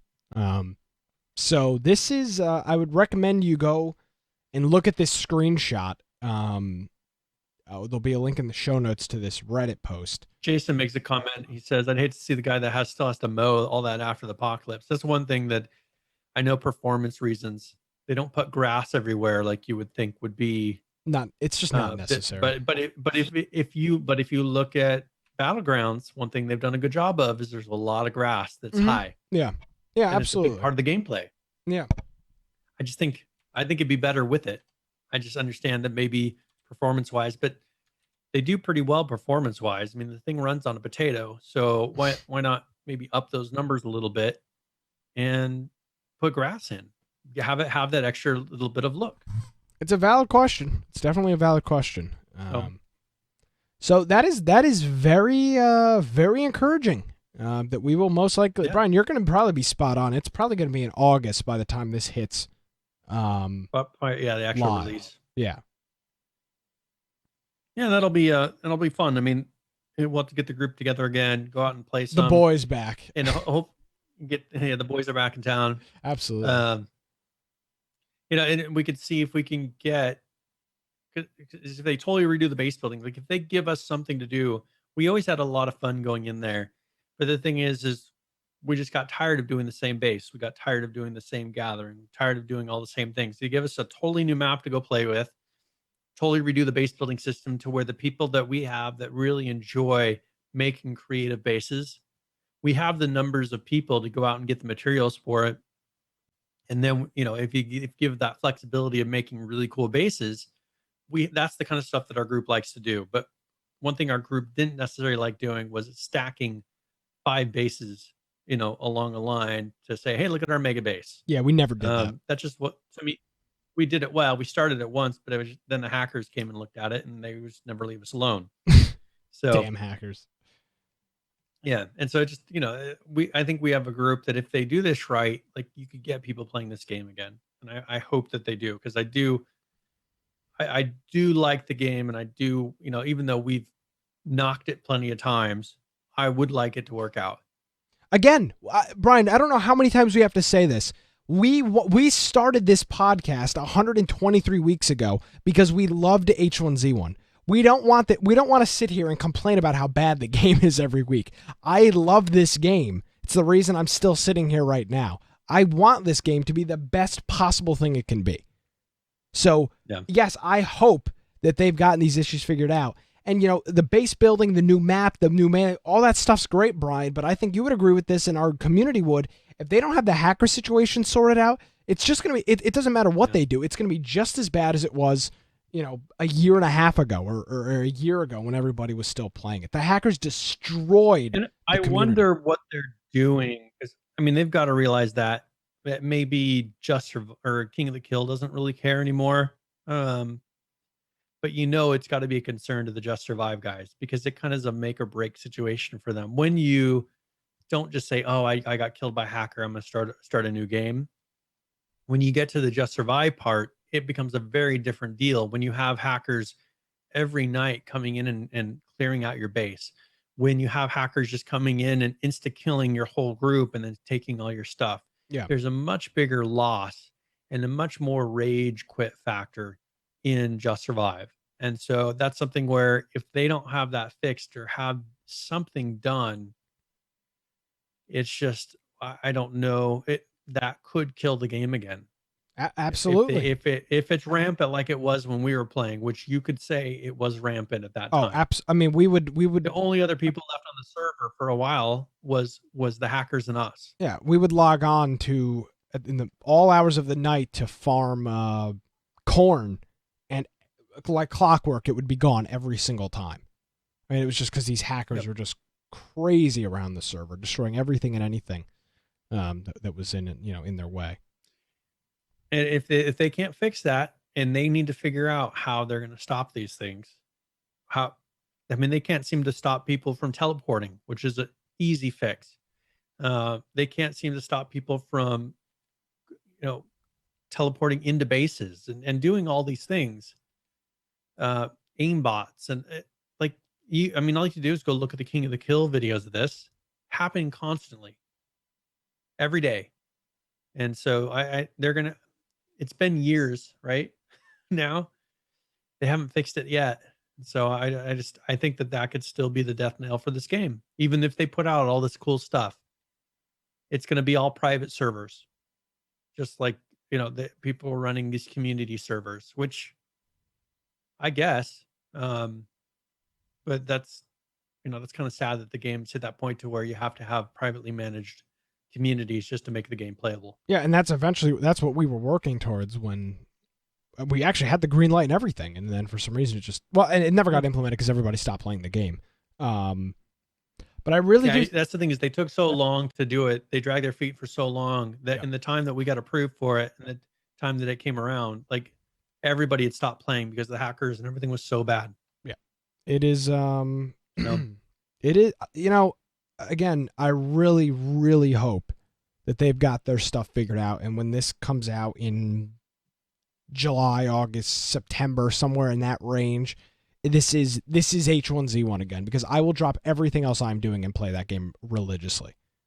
We had so much fun, Brian, playing that game with our group.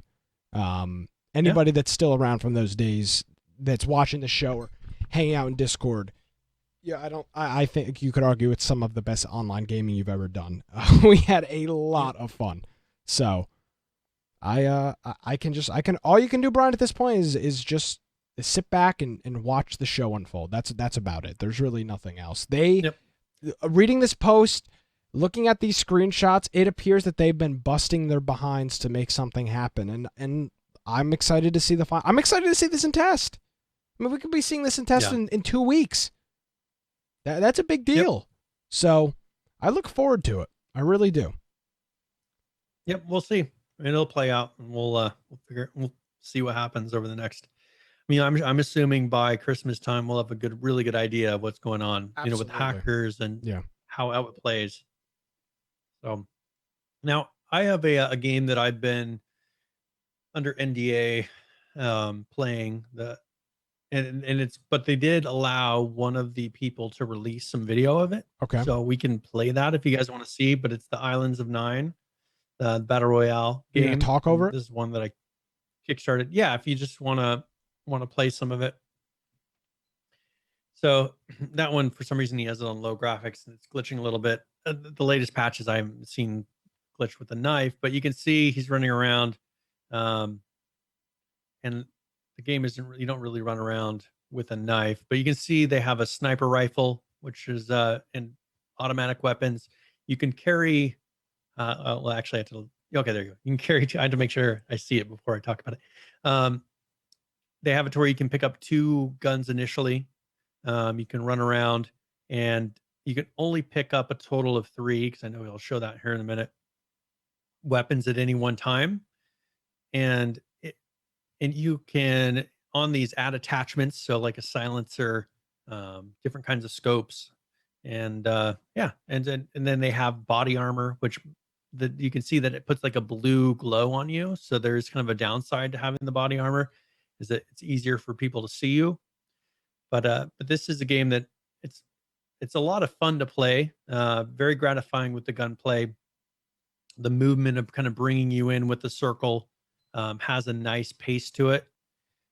So you start out the parachute sequence and kind of land on the ground, and then start looting, and then it kind of corrals you in. I mean, it's that style of battle royale, but they've had it open on the weekends to play, and I've been playing it, and very fun game. So I think that this is one that if you're into the battle royale games, and they price this out correctly, that I think it'll be one that people enjoy playing quite a bit. So coolio. And this is early access, so it's just one they've been doing private tests to kind of get load. And this is the one where I was saying that the lobby is the most fun, and I don't think he shows it in here, so I can't really go into it too much. So there you go. This is we'll have a link to it, so if you want to check it out, it's just a bunch of gameplay, kind of just shows how it feels. Mm-hmm. but it plays well. Oh, good. So I didn't run into any crazy bugs where I'm getting mad. Get to the end circle and you're getting good sniper shots. Like it's a very rewarding gameplay. And that I think that is commonly overlooked is Friday the 13th is a perfect example. I can deal with bugs in the game if the gameplay itself is solid enough. I can overlook almost anything bug wise if the gameplay itself is solid. And unfortunately, that's kind of the main mark that Friday the 13th is misses. The gameplay isn't great, so you're forced to kind of lean heavily, kind of put a lot of weight on animations and graphics and stuff like that. And when those aren't the greatest either, you have kind of a mess on your hands. So that's very, very important, as all that stuff is. And that's the thing PH bringing up. The game is already kind of dead on arrival because of Battlegrounds.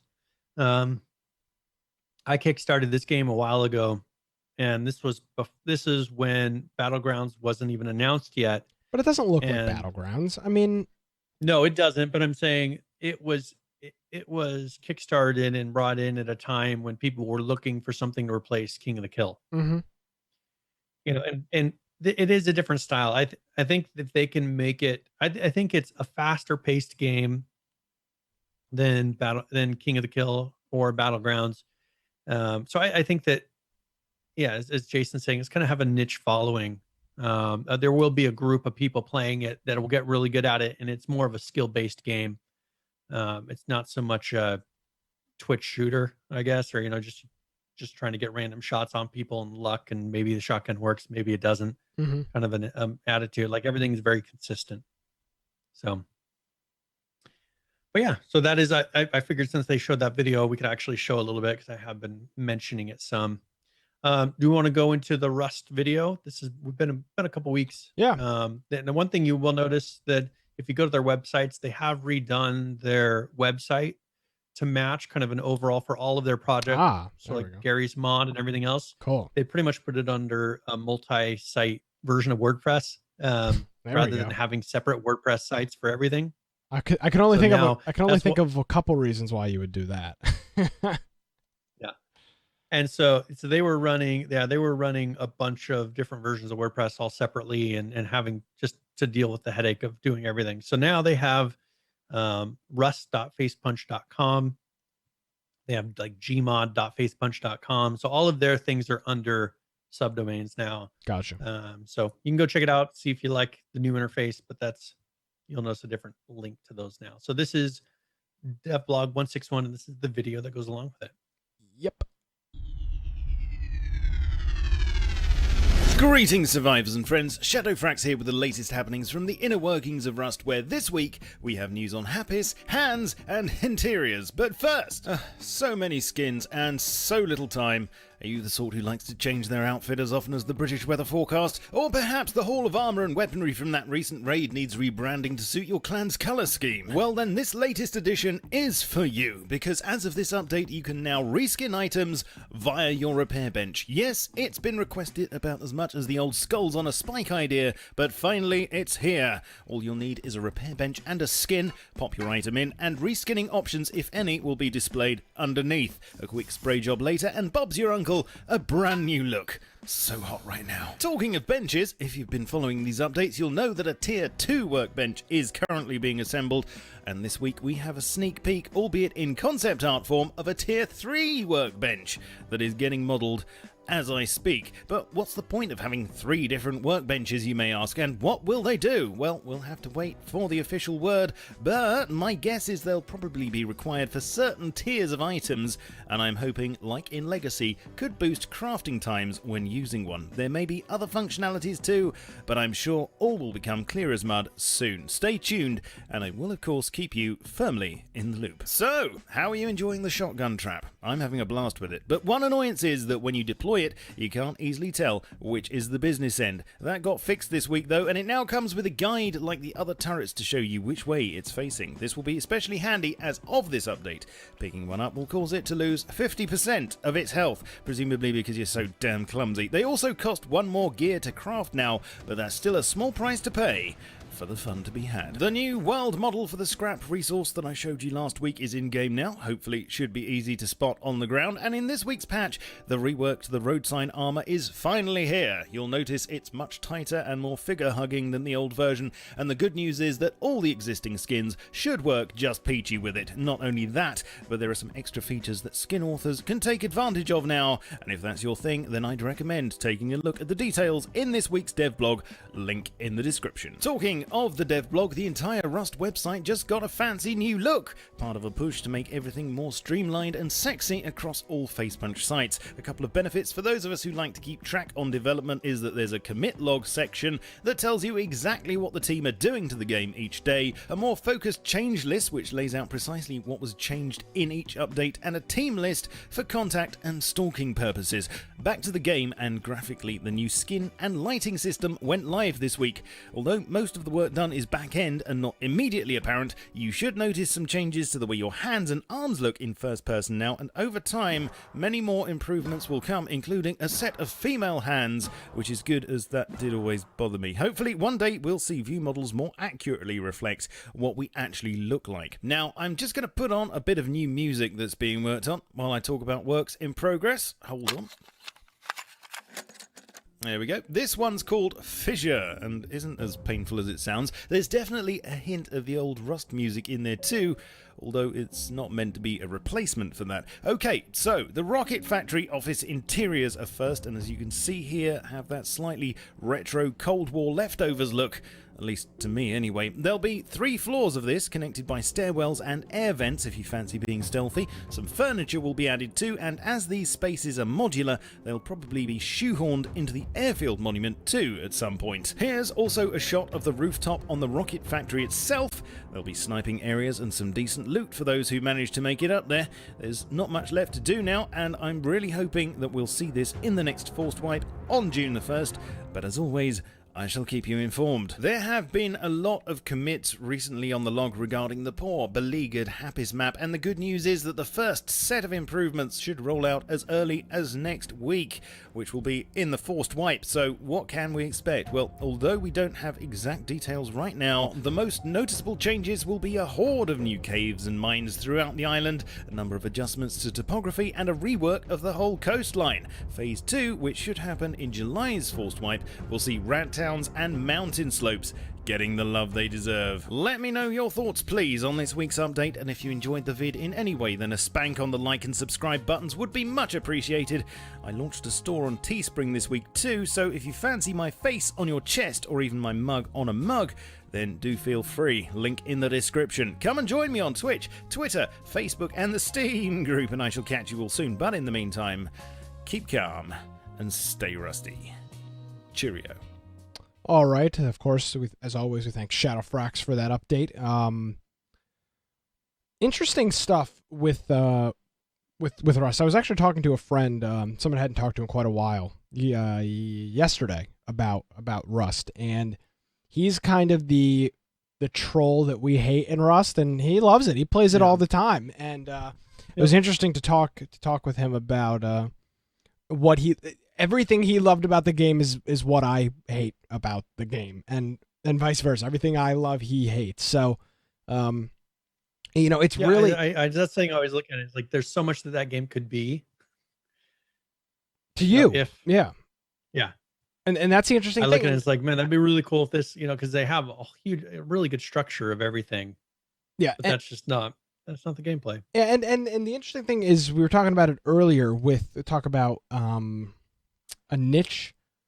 Yeah, Rust has kind of got that. Its niche is the kind of trolly online gamer, and that's fine. Now they may not want that. That's not for me to say. They've accepted it. But I mean, they've embraced it. I mean, they'd be stupid not to. They've got a community that clearly loves their game. There's a whole bunch of people that are constantly playing it, so they're rolling with it, and you got to give them some credit for that. I'm definitely not going to sit here and criticize them for it. So, Rust, and they Rust is Rust. There, and they're making the game, and I mean, Gary from Gary's Mod. I mean, you got to think Gary's Mod probably wasn't he originally intended as well.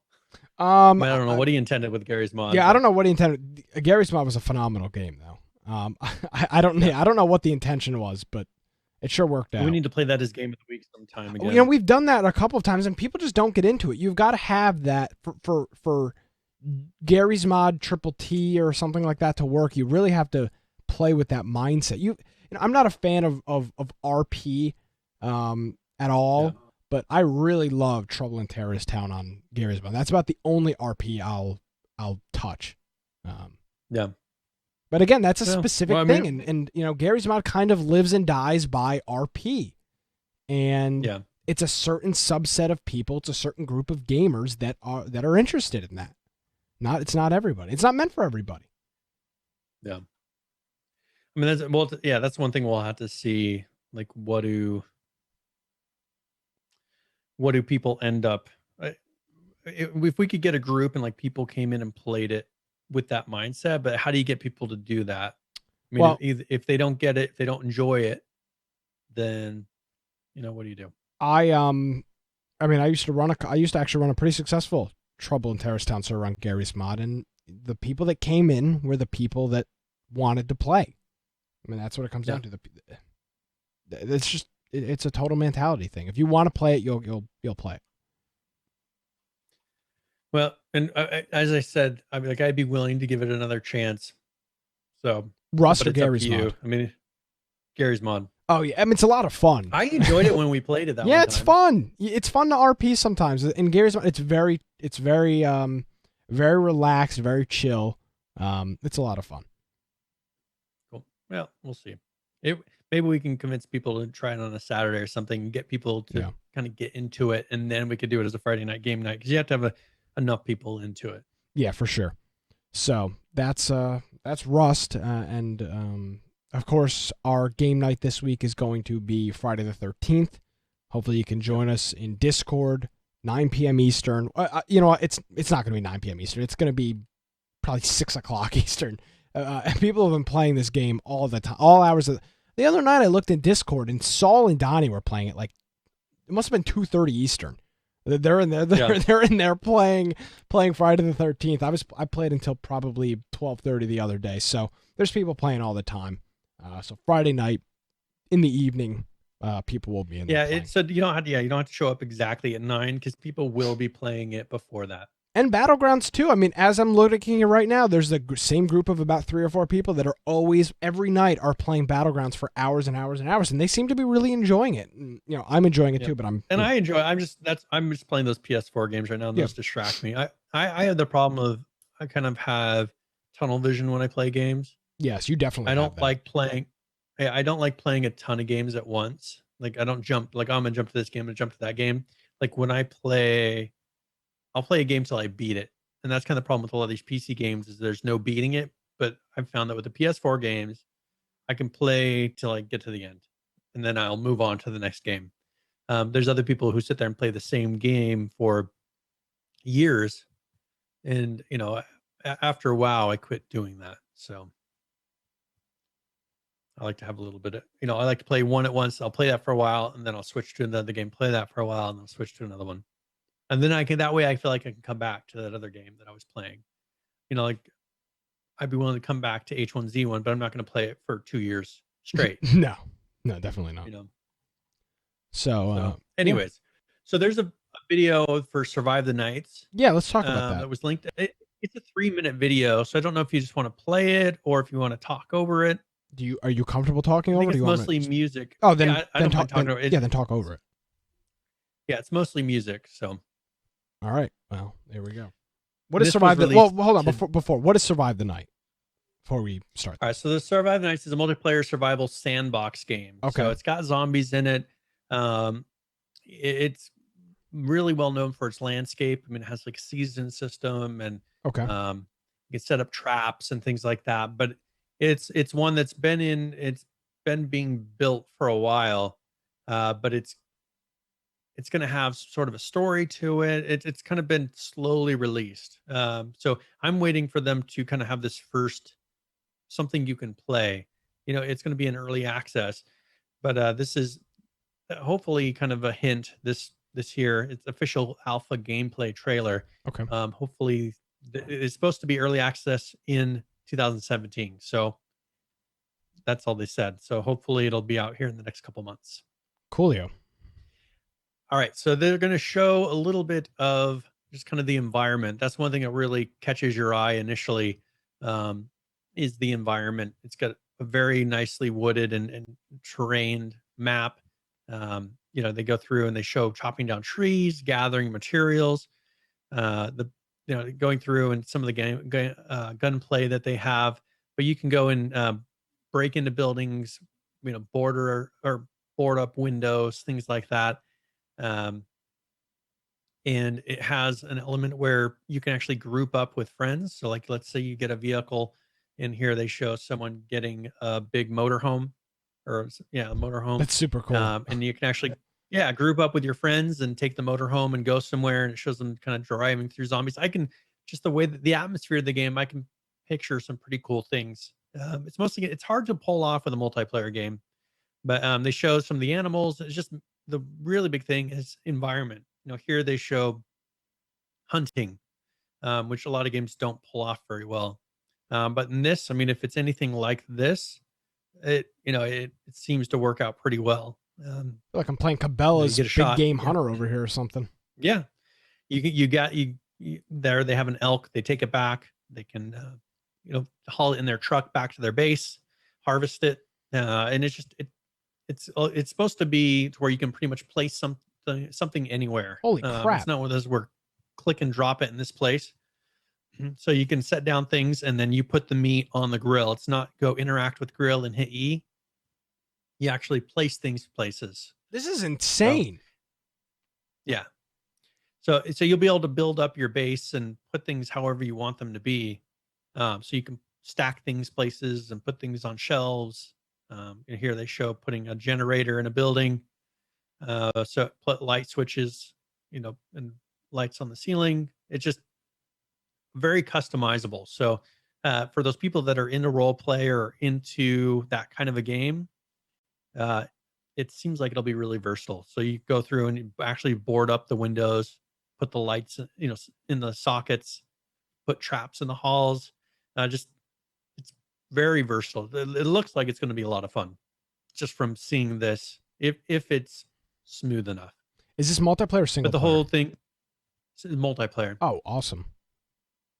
So it should be to where you guys can all kind of work together to make a base that's defended, and hopefully it actually looks like this. That's what I'm hoping for, because that's the thing is this looks like actual gameplay. Oh yeah, it doesn't look like a bunch of animation sequences. No, this is definitely gameplay.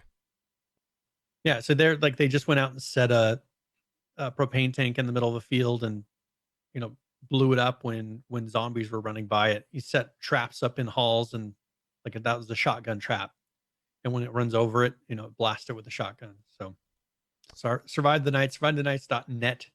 If you want to go check it out, should be coming to early access here in the next couple of months. Wow, that looks really cool. I kind of get that 7 Days to Die vibe from it. I think they're on the same engine. Yep. And but I definitely get that. Just the way that 7 Days to Die's got that customization, but it's just not really. It's not the same. Like the fact that guy or the player here was individually placing the elk meat wherever he wanted on the grill. That's not a big thing. Most people would look at that and say, you're an idiot. Why do you care about that? But when you play games where it's just E to interact, E to interact, E to interact. That's the thing that kind of drives me crazy with the PlayStation games. I enjoy the story of it, but you lose all that ability to do anything unique. Yeah, absolutely. Everything is you do it. You click here and you move here and you interact with this, and then it does this. With this game, it looks like you can kind of make your own type of things, which could be really big for the role-playing community. Because that's the kind of thing they're really looking for, is the ability to do whatever they want. So absolutely. Cool. I think it's under Unity, but I could be wrong. I don't know if they changed that or not, but I think it's a Unity engine project. Awesome. Do we have another game giveaway here before we wrap it up? Yes. So this one is this exclamation point giveaway, and this will be another 30 points raffle. And if you're wondering about these points, what they are is to stop people from creating bots and just entering raffles a whole bunch of times. So if you get I think a can for every minute that you watch. And so after you've watched the show for 30 minutes, you'll have enough cans to be able to actually enter a raffle. Also, if you follow the channel, you automatically get some cans. So it's not hard. It just stops someone from spawning in a bunch of bots and entering a raffle 30 times. So I'm going to be giving away a copy of Goat Simulator Game of the Year Edition. Oh, hell yeah. And so this is a title that is, I think it's what, $30 almost. It comes with a bunch of expansions. Yeah, a lot of people like playing this game. Yeah, so it's on sale right now. So it's $27.85 for this one. There's a link to it. It comes with Goat Simulator, comes with the soundtrack, comes with Goat Z, Payday, Goat Simulator Payday, and then Goat Simulator Waste of Space. So it's about $30 worth of games. So you're more than welcome to put exclamation point giveaway. And we'll be doing a roll for that here in just a little bit. Coolio. And of course, by popular demand, Brian, I know people were distraught last week that there's no current players, and I can't say anything to them. It's unfortunate. But we're back, and the weeks were ruined. Yeah, I know. It's like, why even watch the entire show? The most important part of the show is missing. So I can understand people's frustration with that. I appreciate them for hanging in. We're actually going to skip H1Z1 this week because there's really no H1Z1 news to talk about. But we do have Ark Survival Evolved. Currently playing this, 32,967. The 24-hour peak, 46,697, that is. And the 7-day peak, 55,852. Unturned, currently playing this, 11,323. The 24-hour peak, 23,728. And the 7-day peak, 29,474. Conan Exiles. Wow, this is hurting in numbers. Currently playing it, 1,478. The 24-hour peak, 25,011. The 7-day peak, 2,962. Player Unknown's Battlegrounds. This game is absolutely killing it. Currently playing this, 84,814. The 24-hour peak, 172,266. And the 7-day peak, which has been for the last 3 weeks, has been the all-time high, 191,573 concurrent players. Almost 200,000 people playing at any given time. Unbelievable. Interesting. Moving into Friday the 13th, these numbers, Brian, I don't understand where these are coming from. This is from the same site we use for everything, SteamDB. It says currently playing at 7,814, the 24-hour peak 11,660, and the 7-day peak 16,096. And the reason I say that is not a dig against Friday the 13th, but in this article from Kotaku, in which Chuck Berngardt from Aphonic said that they had 75,000 concurrents on the first day playing. So I'm curious, this game doesn't use an external launcher, doesn't use anything that would indicate people playing or not playing to kind of screw with those numbers, like PlanetSide 2 and some other games. So what's going on here? I think there's more people. I think more people than 16,000 have been playing at any given time. That number seems low. I mean, you go on Twitch. I mean, it was freshly released, unless somebody's lying. Consoles.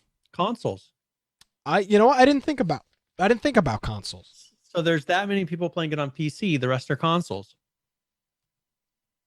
Yeah, I mean, that's the only thing I can think of. I mean, what else?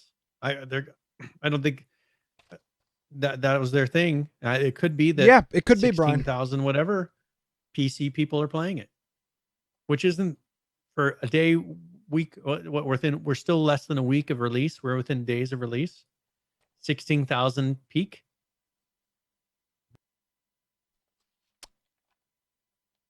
Yeah.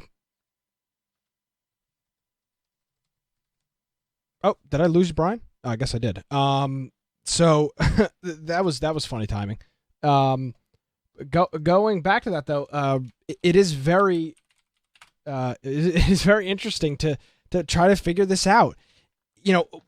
I've said this a 1,000 times.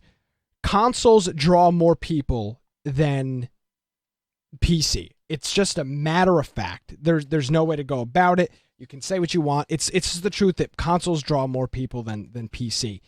But I thought the hype for this game was far greater than the 16,000 peak players that they saw.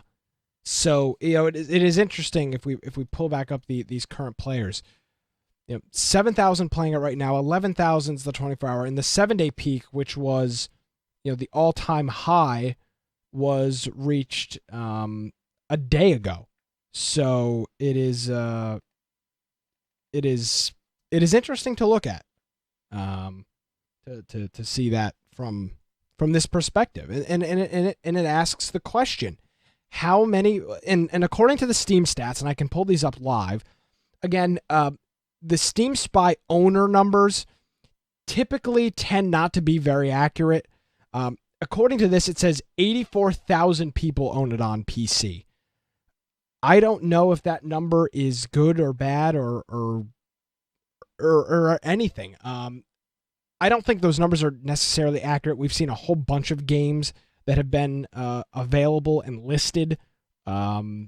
And the current player, the owners just fluctuate all over the place. So I'm not necessarily sure how accurate those numbers are, but if they have between 70 and 100,000 sales, then this number is not too far off. But I really thought this game was going to be way more popular. And I think that these numbers are surprising. When I pulled these up for the first time, I had to double check that I wasn't looking at a test server or a DLC or something like that. I had to verify that I was looking at the actual game numbers for this, which was very interesting. So moving on from this, Falcon is saying the game won't retain players. It's boring. You're looking at it right now. The game's been out for 5 days, and it's only got 7,000 people playing it, and the 24-hour peak is just over 10,000. I don't think you need to hear much more than that. Unfortunately, we lost Brian. But I will, I guess I'll do tip of the week because he's not here to do so. So without further ado, here's tip of the week.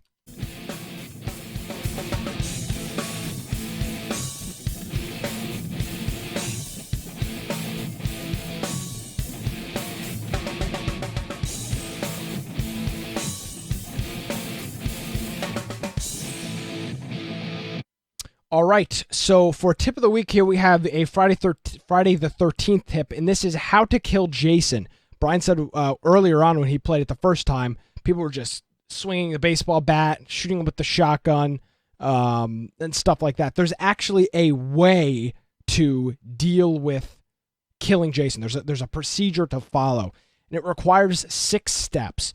So the first thing is it helps if you have a full game for that to work, because you do need some different characters, some different players to have this whole process work. So the first thing is you need a female counselor to retrieve the sweater from Jason's mother's shrine, which is located on different portions of the map depending on what map you're on. Second step is you have to remove Jason's mask. You have to hit him a bunch of times with either an axe or a baseball bat or a machete, and his mask will fall off and it will fall onto the ground. Now, I said you need a full lobby to do this because the next step is you need to have Tommy Jarvis pick up the mask.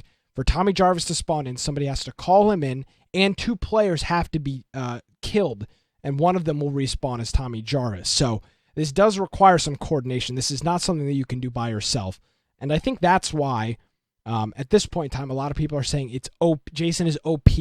It's too hard to kill him because it requires the entire lobby to be working in conjunction for this procedure and this process to go down. So once Tommy Jarvis is spawned, he will pick up the mask that you got in the previous step from hitting Jason a bunch of times. The female counselor with the sweater from Jason's mother's shrine has to get close to Jason and press Q when she's in proximity of him.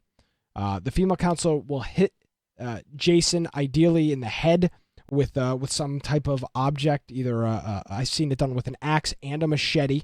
And then the step 6 is Jason will fall to the ground, will fall to his knees. It was that animation that I showed earlier in the stream here. Tommy Jarvis presses E. He does some big wind-up animation with whatever melee weapon he has and kills Jason. But with that whole thing, that's a 6-step process, and it requires at least 2 people to be dead, and one of them respawn as Tommy Jarvis and a female. So you're looking at you need at least 3 or 4 players that are talking with a mic and are all capable of completing those tasks. So it's not something that you can just do by yourself. So some people are saying that that's too OP. Other people are saying that's how it should be. But yeah, there you go, Brian. That's my tip of the week. Just do my tip of the week? Yeah, what was I going to do? And sit here for 15 minutes? And I didn't know. I think I had a power fluctuation. It just went, like the screens went black. Yeah, I mean, weird. I don't know what I would have talked about, but yeah, I mean, I took it and flew with it. It's going to be my new segment now. I put all the notes in there. I didn't wing it. Yeah, see, if it just said tip of the week ... the show would have already been over. I would have wrapped up the show 5 minutes ago. Well, it's a good thing I put every little step in there. Yeah, so that's if not, I would have been able to figure it out because we did. I did do this. But see, it was set up when I did it. The guy that was Jason came up to us and said, "Hey guys, let's try to kill me. Let's see how this works." I don't see this happening without coordination with Jason. The game's just too freaking hard.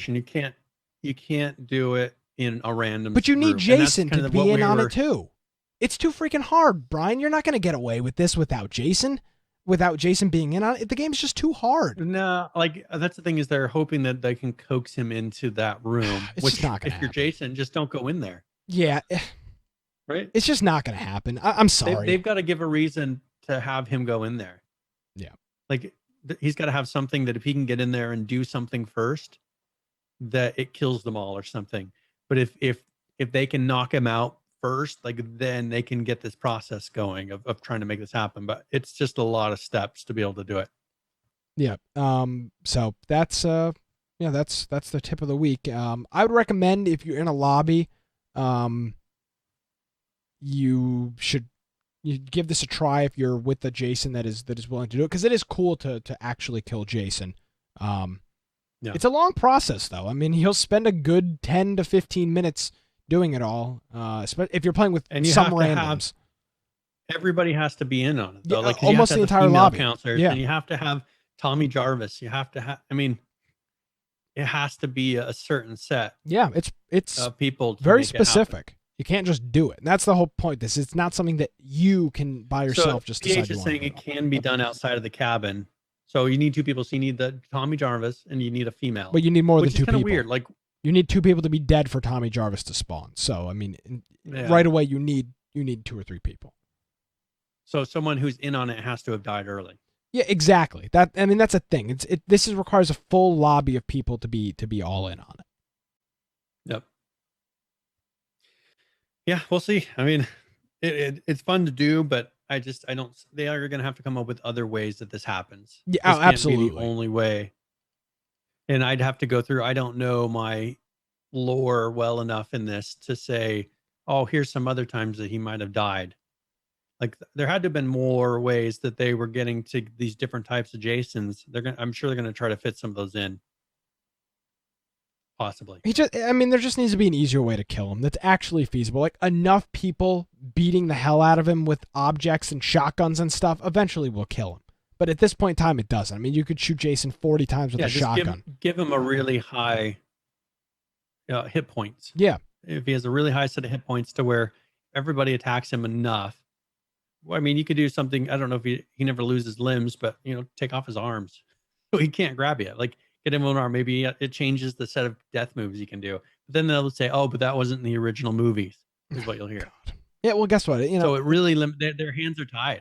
Well, eventually they're going to have to break away from that unless they want this game to continue. I mean, Falcon said it. The game's boring. It's going to unless they spice it up a little bit. Well, they need to have. They should have the authentic version. Like you can play in a mode that is authentic, and then you can play in the fun mode.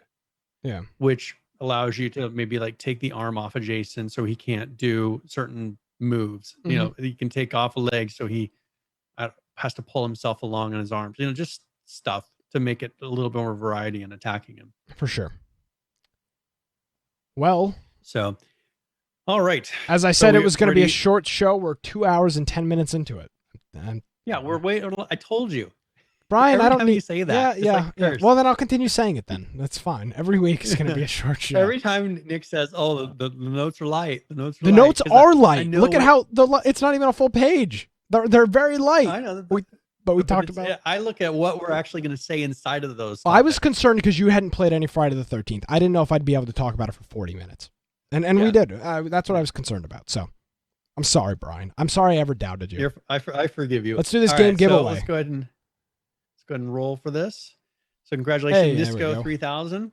And thank you, Nisco, for all of he's always giving me updates on, hey, this new survival game's out. Yep. So I keep a list of them to check out. So I will send you a link to that and you'll be able to redeem that on Steam and you'll have access to all those different versions of Goat Simulator. And people in chat are saying some of those are really fun. Yeah, and let me piggyback on that. If you follow a survival game that we're not talking about, send us a tweet. It's at InfectionCast, CAST, and just tell us the name. Send us a link to the Steam page or to the dev blog or something.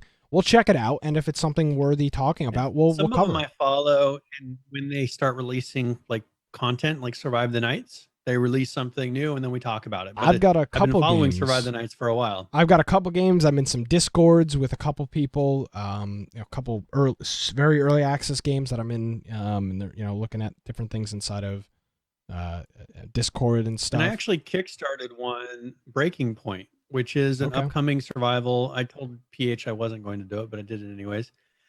Shocker. So this... I can only, but it is one that's 22 days to go left. Oh, okay. They have a goal of 299,227. They're at 87,781. So 22 days left. They have 1,447 backers at the moment, but it's a persistent sandbox survival horror game with an emphasis on atmosphere, gunplay, and true modern horror elements. Actually, I'll put a link to it so that people can check it out, because it's right up our alley. It is the survival horror game, not so much the horror, but the survival part of it. But I did kickstart this. You can take a look at it if you are interested in it. This is one. It's in Australian dollars. So you just got to look at what the conversion rate will be for you. But yeah, I am on the $36 early backer survivor tier, which gives me early bird price. So it was one of 500 ones, but it gives you a standard game key. So I don't get early access or anything like that.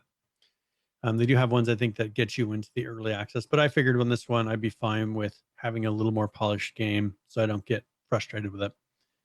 But check it out. It's currently in Kickstarter. It's been out for about 8 days, I think. However many days total Kickstarter is. There you go. So far. Where can people find you online? Yeah, they may not hit their goal, so we'll see. If you want to find me at Boise Computer on Twitter, or you're more welcome to go check out my blog, biteoftech.com, for nerdy things on there. Also, it has a link to all my different social media and way to contact me.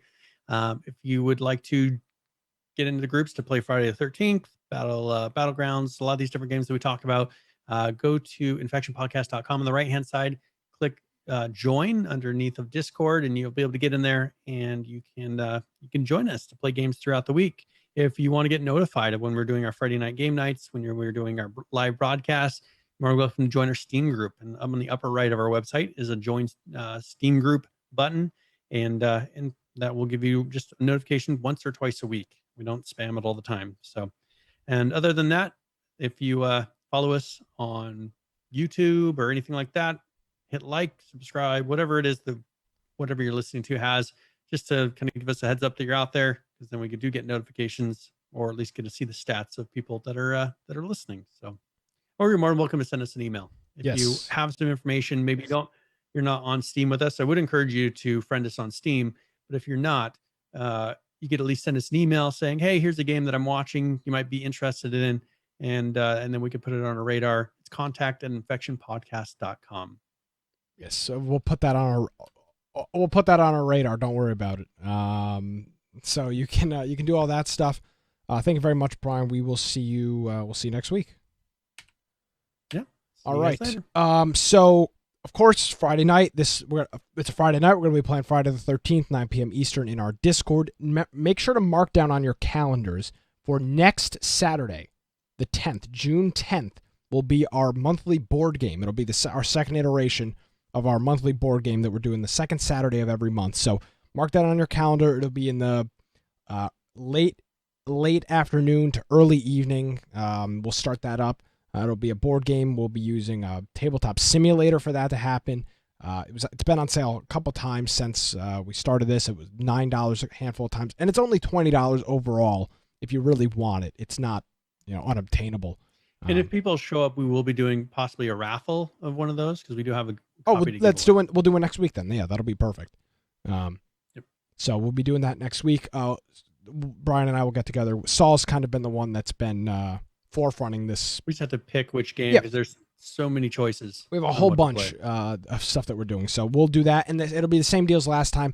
We'll announce it in Discord. We'll have an RSVP list in there. So if you're gonna come and play, we request that you let us know so that we can plan accordingly, and the GM can prepare for that. So thank you everybody for tuning in. A bit of a higher live viewer count than normal on a typical Tuesday show. But thanks everybody for tuning in. Of course, if you listen to us on a podcast app, and if we're not listed there for whatever reason or we disappeared, let us know all of that stuff. That's going to do it, ladies and gentlemen. You can follow me on Twitter at Nicholas M. Craig, and of course, check out our website, infectionpodcast.com. That's going to do it for episode 124 of Infection, the Survival Podcast. We'll see you next week.